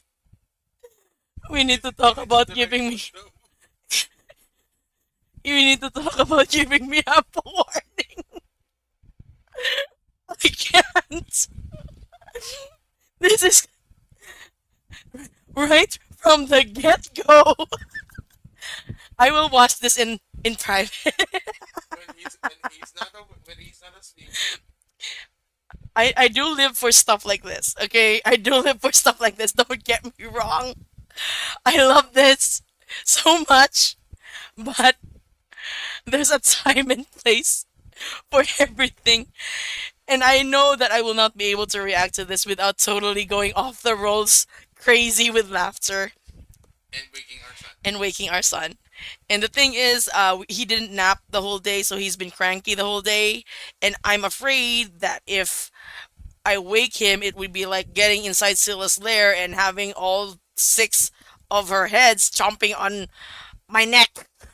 And having this, And having Charybdis wailing and sucking me in and spitting me out, then throwing me basically in the washer. It's talking about Philippine. Let me just put that there. Hold on. Let me scroll back up. Oh, so this isn't the correct one, Gabriel. My bash. I will watch later. I'm for sure going to lose my voice. It's not Gabriel's fault, guys. I just clicked on it without really thinking. Again, I'm just gonna scroll back to the chat. I would love to visit the Philippines, but mostly for their lore. I love how in-depth and cool their mythology is. Yes, we do have really cool mythology here. Yeah, I know what man, Mothman, infamous Mothman. Ah, I don't know. Okay, this is not. I'm not throwing shade on like I'm not throwing shade on American paranormal stuff, but seriously, your monsters and your ghosts are not as scary as Asian ghosts and other cultures' ghosts. Like, let me just give you an example, okay? Um, let me explain. Let me give you an example. We have the Tianak. The Tianak is basically a baby. You will hear the Tianak crying in the darkness, so you think that there's a baby, right? And then you go in, and so come to find that it's yeah, indeed a baby, but it has red eyes, sharp teeth, and it's out to eat you. This tiny little gremlin of a creature will just crawl like a friggin' demon and eat you in the dark. Hold on, let me just scroll. Okay, the manananggal. Oh my god. One of my favorite vampiric creatures in the Philippines. The manananggal is part of the aswang subset of vampiric ghoul-like creatures, and when they're ready to fly out, they will these usually women will wipe lana or some oil on their waist, and this will cause them to separate, like from the waist up. So they leave half of the lower half of their body somewhere in the bushes, while the other half sprouts wings, bat wings, and flies away. Why? Because they're gonna be searching for pregnant women so that way they'll eat the fetus. So once they find a pregnant woman, they will go on top of the roof, stick their tongue out like a friggin' proboscis, a very long proboscis, like a friggin' straw, and this straw will go down through the nipa or the wooden roof, and it will go to the woman's belly button to suck out the fetus, and the woman wakes up, no baby anymore. It's creative, right? Scary and creative. Let me just scroll down because I think I missed someone. I think Mon was saying something about Discord. Um, oh wait, wait. I thought I sent a link. Did that link not work? Let me just invite people. Copy. I thought this was a permanent link. Oh, I'm sorry. I did not know. I'm sorry. I'm fairly new to Discord. I didn't know that the link expires in 7 days. I'm really sorry, you guys. Hold on. But this is the link to my Discord.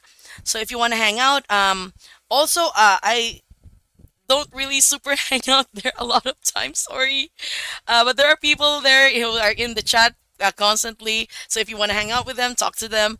I will. I do drop by from time to time. So yeah, just feel free to hang out. It's a really cool place to be.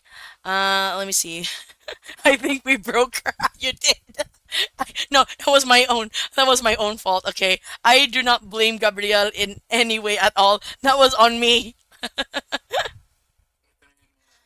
Let me see. I think quick, go back to an emotional so to stop the giggles.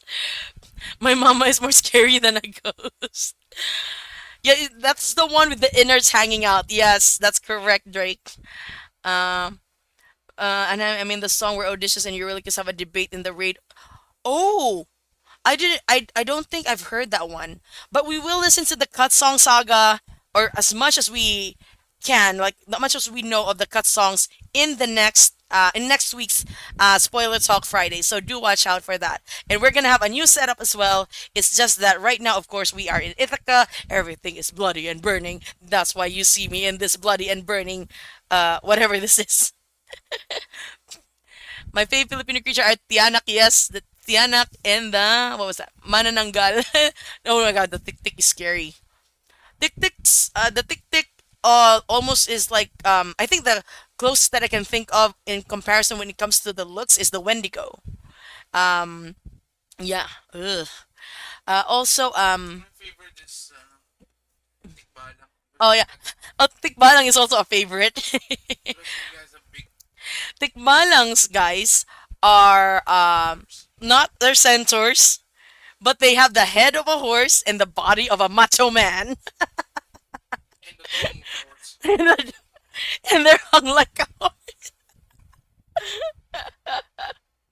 Wait, what if Jorge made another music album Filipino mythology? That would be cool. Now, Sigbin. Oh yeah, people talk about Sigbin a lot in my area.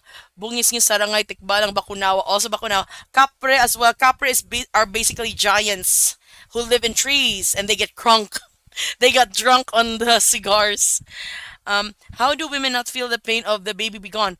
I think there's something. There might be something with the tongue, some in the saliva or the venom of the manananggal that is basically an anesthetic.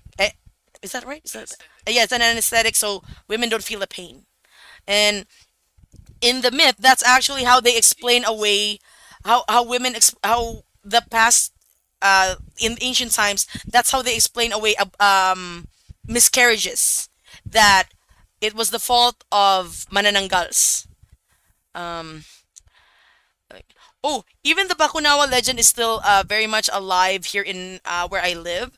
I grew up. Okay, guys, the Bakunawa is a serpentine dragon who fell in love with the seven moons of the world.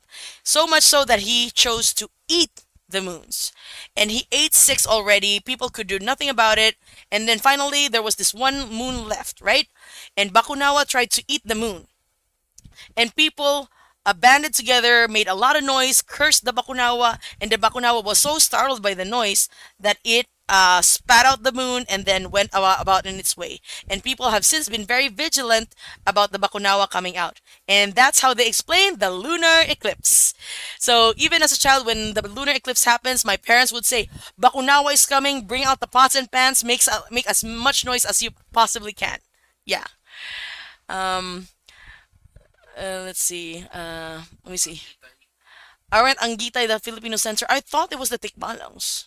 Yeah, I thought it was but there are three kinds of imbalance actually. I forgot. Mm. I didn't go. Yeah, okay. Mariana, you have question? Let me just scroll, okay? If you just continue to chat, you guys. I will catch up eventually. Let's see. I'm actually making Filipino mythology based artworks. That's so cool, Gabrielle. Hades is the only main god who hasn't cheated on his wife. Depends on how you heard about it. Supposedly they, at least, Persephone and Hades supposedly cheated at least once each, but that's it. But again, it depends on the version that you're reading. So, because in Greek mythology, there's no one true canon.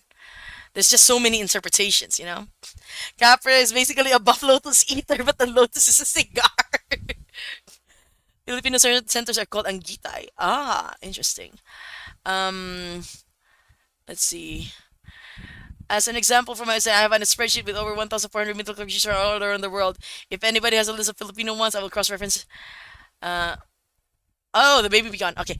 Okay, now that we're talking about Filipino mythology, I think there is one video here that I think those who are interested in Filipino mythology and musicals should actually watch. Some of you may know what I'm talking about.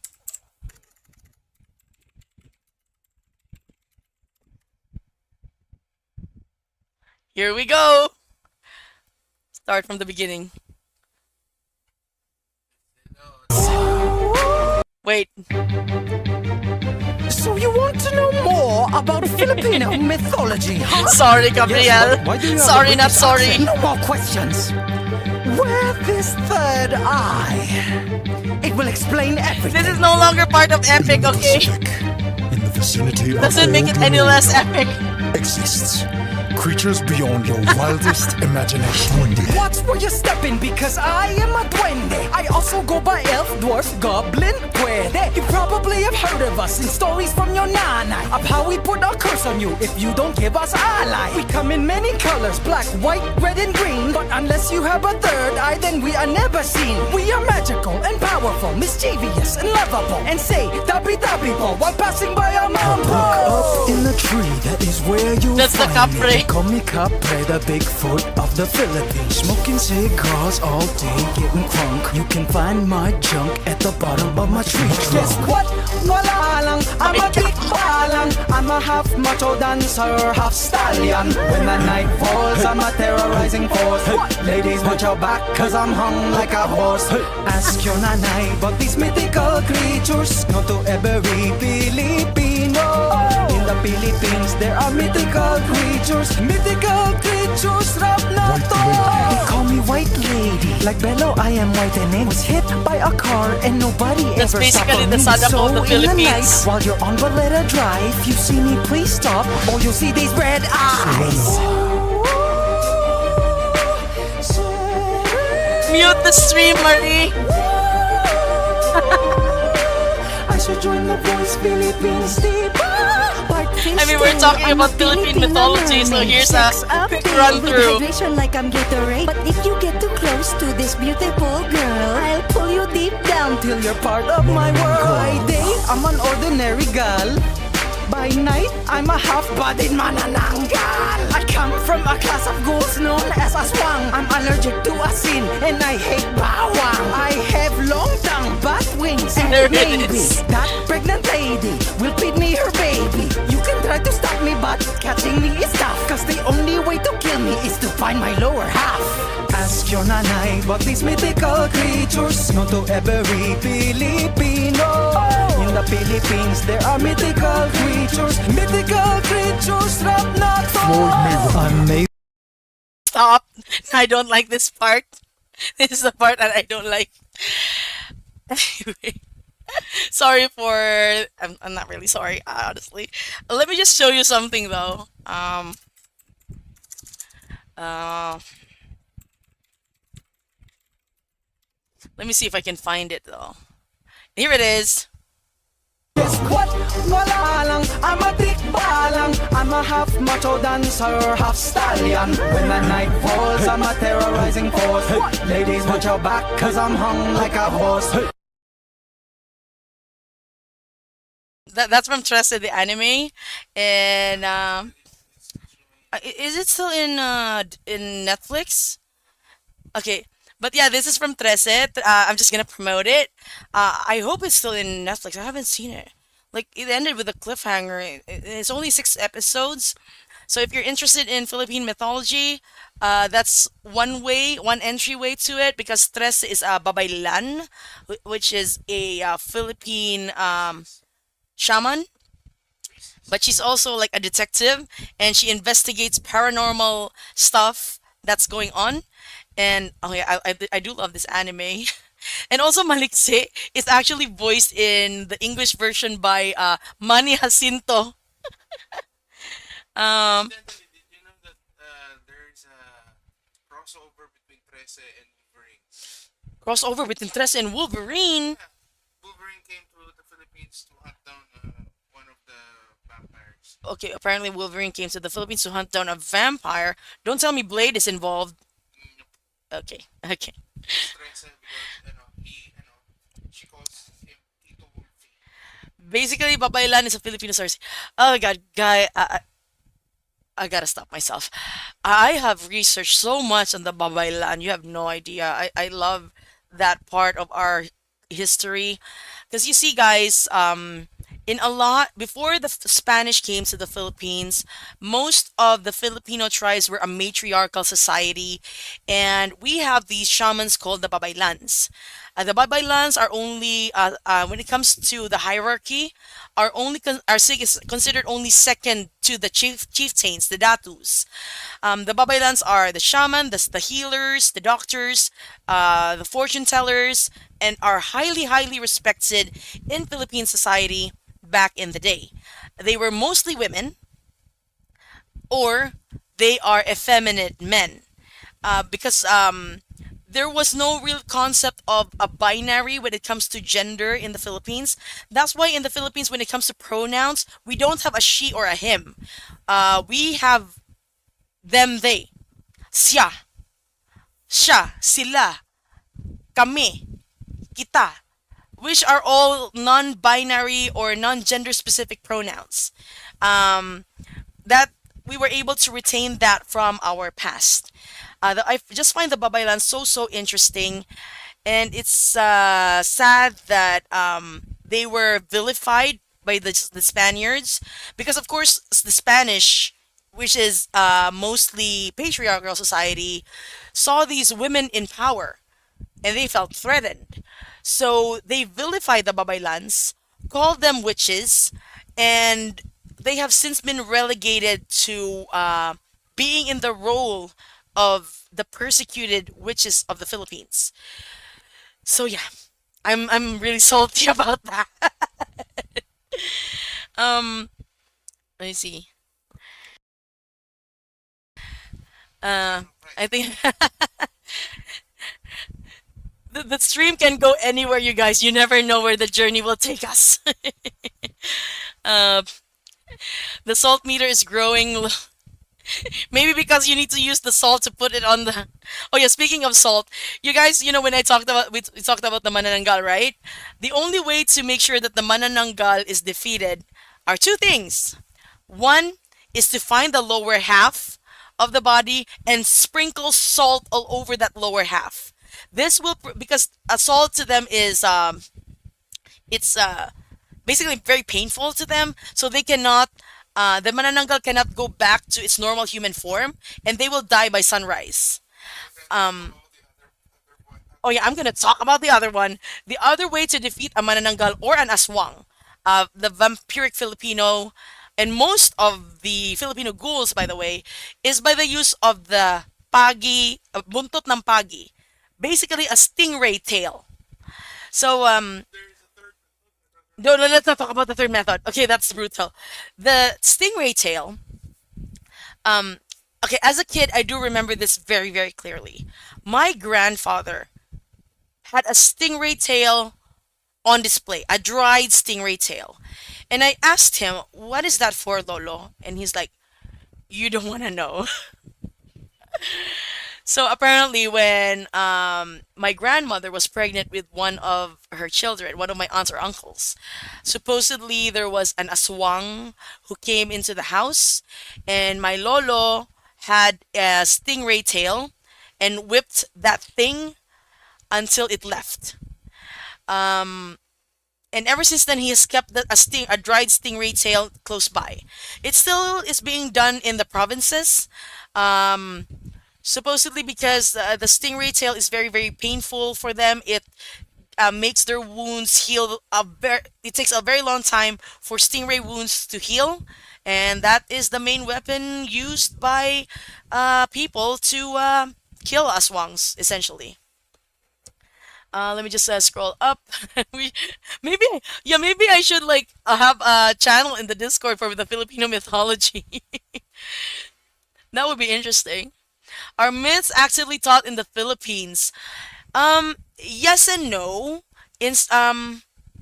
Not in schools, I would say, but it's still so culturally ingrained that you if you're here in the Philippines, 100% for sure, you will have a friend of a friend who has experience with an aswang or a ghoul, or a white lady, or a capre, or a duende.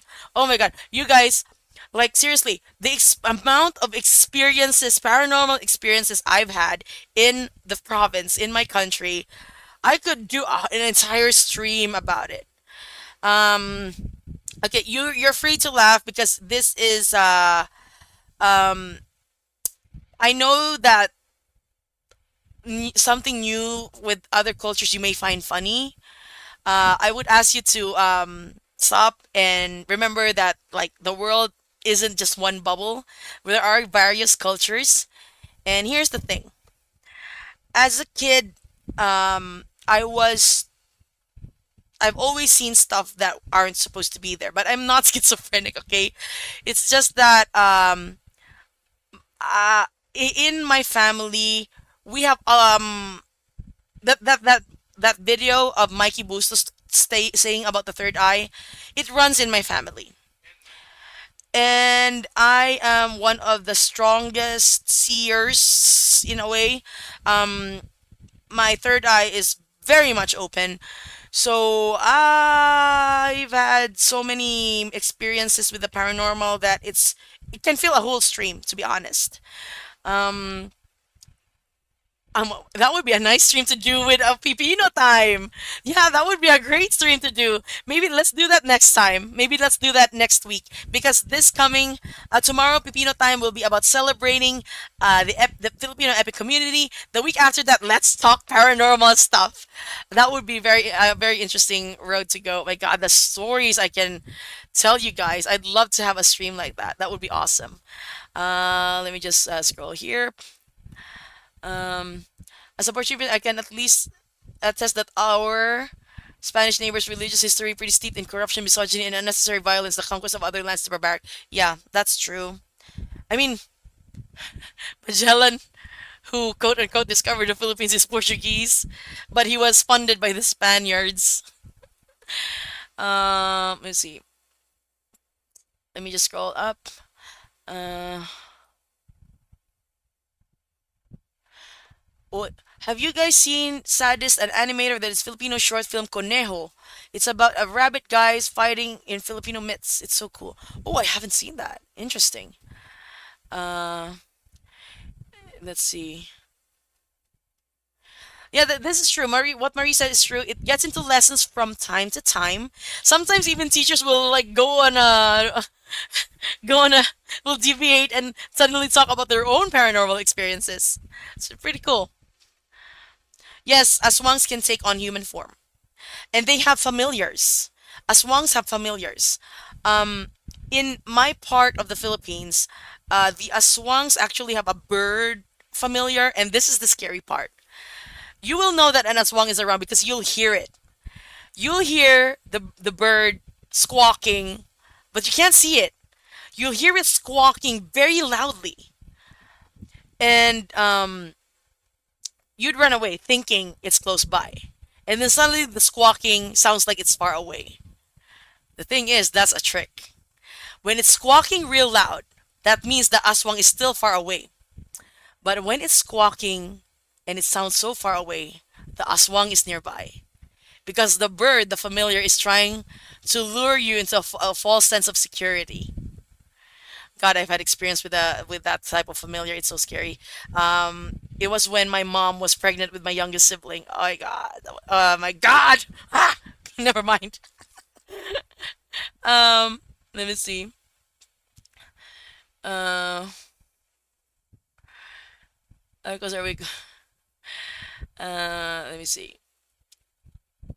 Here's the thing: Spanish arrived in our country because they mistook us for a country that's abundant with spice. Yeah, that's true. They a lot of the colonizing happened because of spice, and then suddenly the colonizers are not using the spice that they coveted so much. Let's see. Let me just scroll up. Is there an English or almost exclusively Filipino language? I will from time to time speak in English, but it will almost be exclusively in Filipino. Uh, but with the talk about, because I also want to spread Filipino culture, with the talk about the Filipino mythology and Filipino paranormal mythology, and especially, I might make that an English stream. I think that it would be interesting to share our culture that way, because because tomorrow's stream will be about celebrating the Filipino epic community part two. So I have a suggestion for the next oh, what okay, what is it? What's your suggestion? Filipino food. Oh my gosh, that's a topic that I could go into. We can talk about that. Filipino food. Oh my gosh. Filipino food deserves a lot of love. Seriously. Epic, and then now we have a story. Things can really go so differently when it comes to these live streams, you guys. Um, the past history of conquistas always struck me as horrific, especially when Catholicism preaches love your neighbors and don't kill. And what did? Yes, exactly. Um, we were in the Philippines. We were lucky enough that we were still able to retain our language. To be honest, but oh, since we're talking about mythology and also world history and colonization, there is a word in Bisaya, my native tongue. The word is called yawa. It is one of the strongest curse words you can ever say. Like, there is no comparison to it in the American or I think any other language. Yawa is even like me saying yawa right now, it feels I feel guilty just saying it because we've been raised to know that yawa is such a, like, when you tell a person yawa ka, that is such a strong curse. Um like it's basically saying you're the literal devil incarnate, but what much worse. Like me, my one of my regular go-to curses is pisting yawa. Basically, the devil is a pest, and I do that when I stub my toe. It just comes out. Like, I stub my toe and I like pisting yawa, and my mom is like, "Hoy, what's your language?" But here's the thing: yawa was not a curse word when it first started. Yawa was a goddess. She was a goddess. I forgot what. I think she was the goddess of agriculture. Might have been involved with agriculture and war. And she was worshipped in the Visayas region. And when the Spanish came, they saw that there was still a very strong worship for Yawa. That they decided, and of course, it's a female deity. So they decided to vilify her. until eventually the word yawa became associated with the devil. And it's so bad. The word yawa is so bad. Like they really like switch that around. That you're not even allowed to say it, or else you yourself will be cursed. You saying someone is a yawa, you're cursing them and yourself. That's why we almost never use the word yawa. But now we're slowly trying to take it back. We're slowly trying to like, but I can never say yawa in front of my mom because like they're in an older generation. We're still trying to educate the younger generation that yawa is not a bad word. Yawa is not the devil. That's what the Spanish conquistadors ingrained into our society. Yawa was a goddess. It's not a curse. Ironically, ironically, we have turned Spanish words, Spanish food words, into curses. Leche, the word leche, which means milk, is a curse word in Bisaya. So we tried to fight. We did try to fight on our own when it comes to language. So sometimes I will like, leche ka. It's almost, it's not quite there, not like yawa ka, but it's pretty close to yawa ka. Leche ka. Leche, lechugas. And then there are also curse words in Spanish that we then turned into food. And obviously, like one of the most prominent examples of that is the word puto. Puto in the Philippines is an absolutely delicious rice cake. Okay, Drake. Yeah, it's gonna be tomorrow EST. Okay, 12 midnight EST. That's 12 noon Philippine time. Going back to puto. Puto is the rice cake of the Philippines. It's used for pasalubong or it's more like a food souvenir. Like you buy a box of puto for your parents when you're going home. Oh, there, look, I brought home puto. It's we just turned something that's considered as terrible or bad in Spanish and just turned it into food. Here's the puto. But ironically, I'm saying ironically all the time. But here's the thing: puto is not a bad word to us. It's not. But puta, that's a bad word. In Tagalog, in my other language, Tagalog, one of the strongest curse words they have is putang ina mo. So that's basically saying your mom is a whore. Puta ang ina mo. Ina is mother. So yeah. And it's a curse word that unfortunately, when I was living in Metro Manila for the past decade, was ingrained into my vocabulary. No thanks to certain people in my life. And I have been trying. Just say it. Okay, fine. It was because of my father-in-law. He curses like a friggin' sailor. He says putang ina left and right. Even with the most tiniest of things. Like, putang ina, walang tubig. Or putang ina, there's no water. Putang ina, you're so funny. Putang ina, the food is delicious. Putang ina, you sing so wonderfully. So yeah.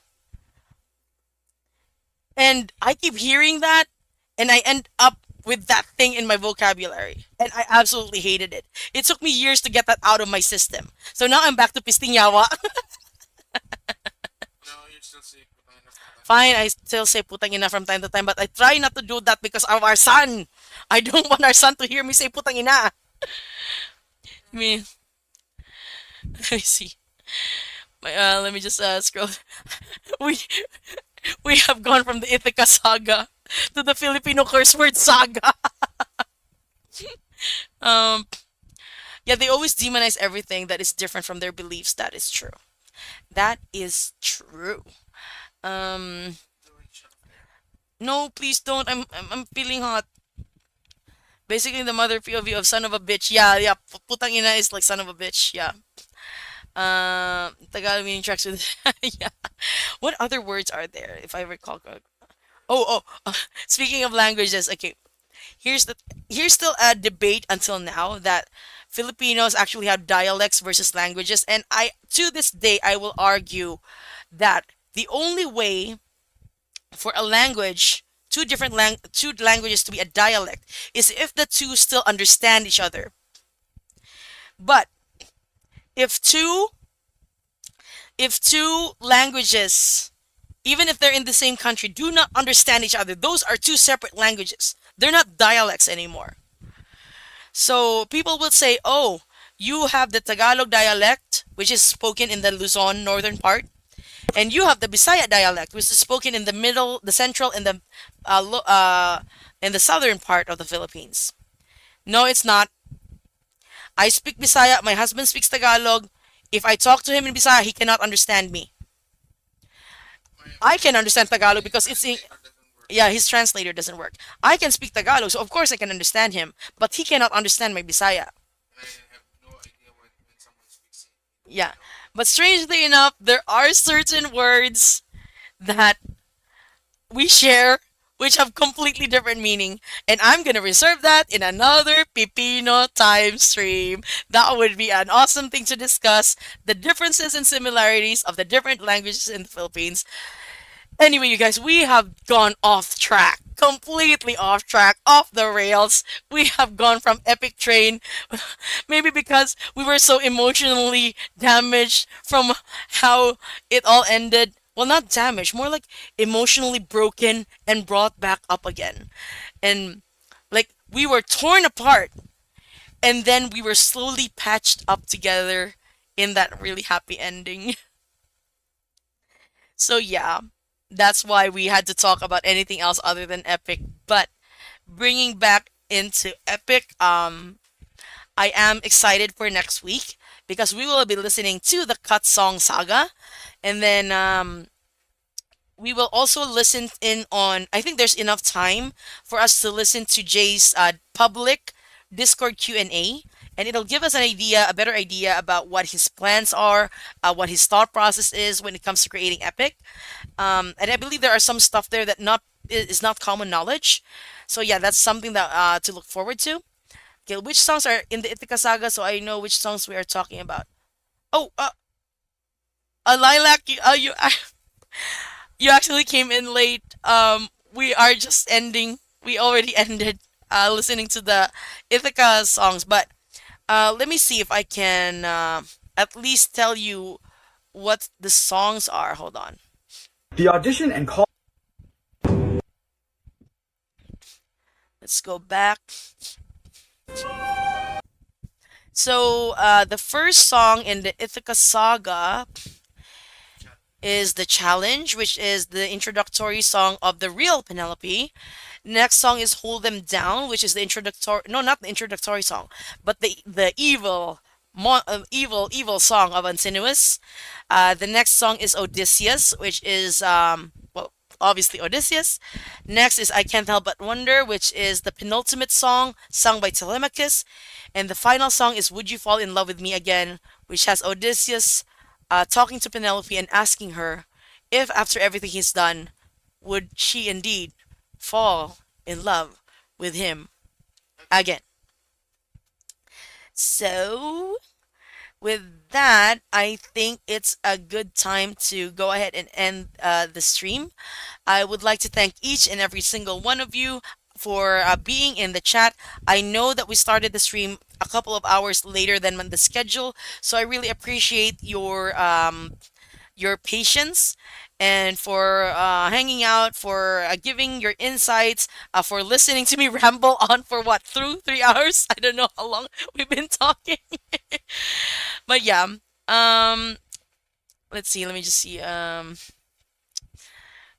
Remember to put salt on fries. Remember to put salt on the disembodied bodies of the aswang so they will not be able to piece back together.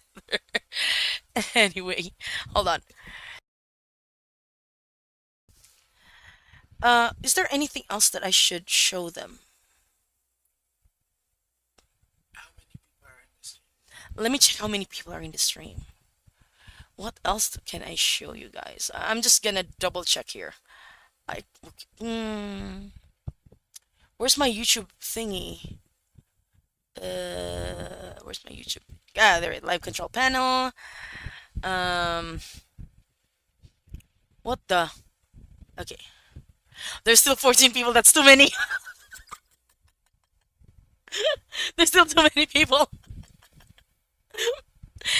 There's one too many people.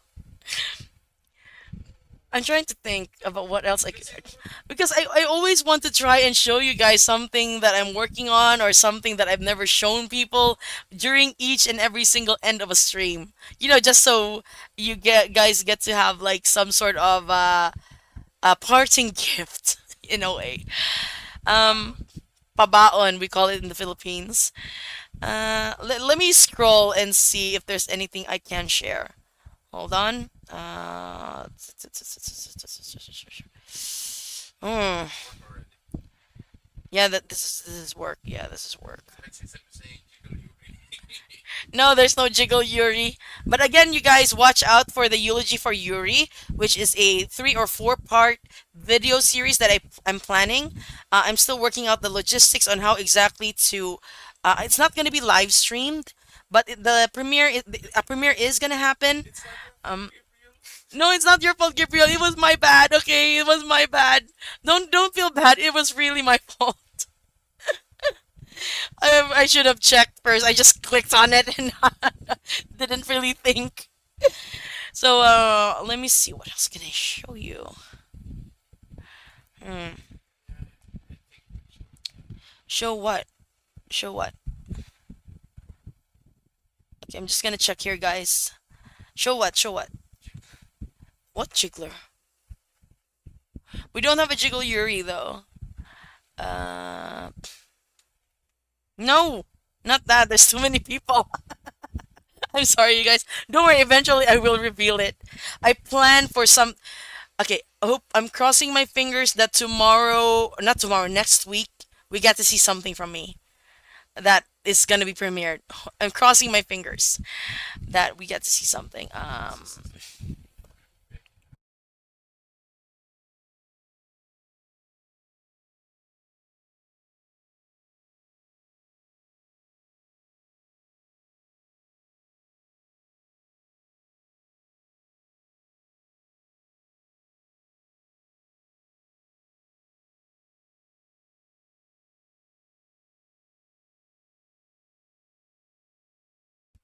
Hey, it's okay. It's okay. It's okay, Alex. We're actually closing up anyway. I'm just looking for whatever else I can share with you guys before I end the stream. There should be something here. Uh, Hold on. I need to run this by my mod if it's okay to share this.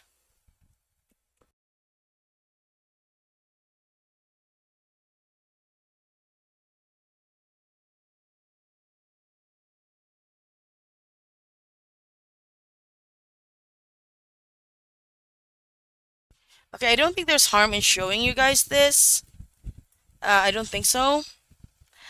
Um, but I ran it through my mod. He says that it should be okay.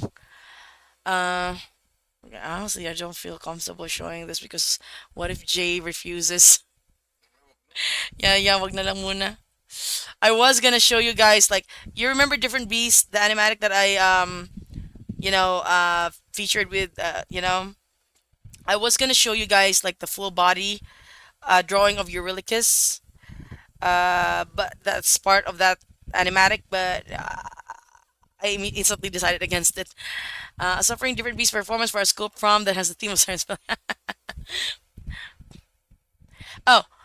Oh, okay. Now I know what to show you guys. I think I know what to show you guys. Something that you have probably seen in my different beast animation, but you will never see it fully because the camera pans up very quickly to Odysseus's face. So from his feet, it pans up directly to his face. So it's something that you will never see in full. So I am gonna show it to you. So you'll also have an idea about how I do my work. Here it is. It's tiny. Let me just open that. There it is. Um, so I'm just giving you guys an idea. This is actually available in my Patreon. I posted this last week in my Patreon. So yeah, it's basically just to give you an idea. This is how I plan the shots and how I give it to my background artist, Draw Me Sue. The background, I do the roughs. But we eventually changed this particular background because it didn't really match with how the ship outline, with the ship layout. So the camera A starts here with the siren. See, only a very small portion is actually seen on screen. And then the camera quickly pans up to Odysseus's face. So you will actually never see this whole body on screen. And now you have. So I will continue to share content like this in my Patreon. If you want to if you want to support the channel, support my growth, and like if you have $5 to spare, because that's the cost, just $5 a month, you can get every behind the scenes stuff, early access to my videos and animatics in Patreon. Again, it's just a $5 tier for absolutely everything. So just go to patreon.com/NStudios and you'll get to see some cool stuff. Anyway, I think that's it for me for now. Thank you so much for joining this the final listening saga for Epic the Musical. I really appreciate each and every single one of you for being here, for taking the time out of your day, even though it's already quite late for some of you. So yeah, I do really appreciate the time that you have set aside for these live stream. I'm trying to play this for you guys. It's not playing. One last hurrah. One last thing. Come on. Clip Studio Paint. What's going on with you? Odyss. Okay, there it is. Oh crap, it's rendering. Did I set that to render anyway?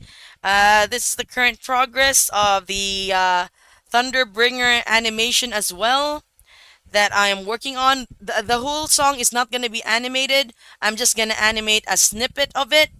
So this is the first scene. We have Odysseus looking up at a vision of Penelope, and he's sniffing and crying. And yeah, I'm still gonna animate his tears. So thank you once again, guys. This has been Gwendy from NSTD Studios, saying goodbye, good morning, good noon, good afternoon, good evening, wherever you may be. And I will see you tomorrow, bright and early. Filipinos, pipinong time, tanghaling tapat. Bye!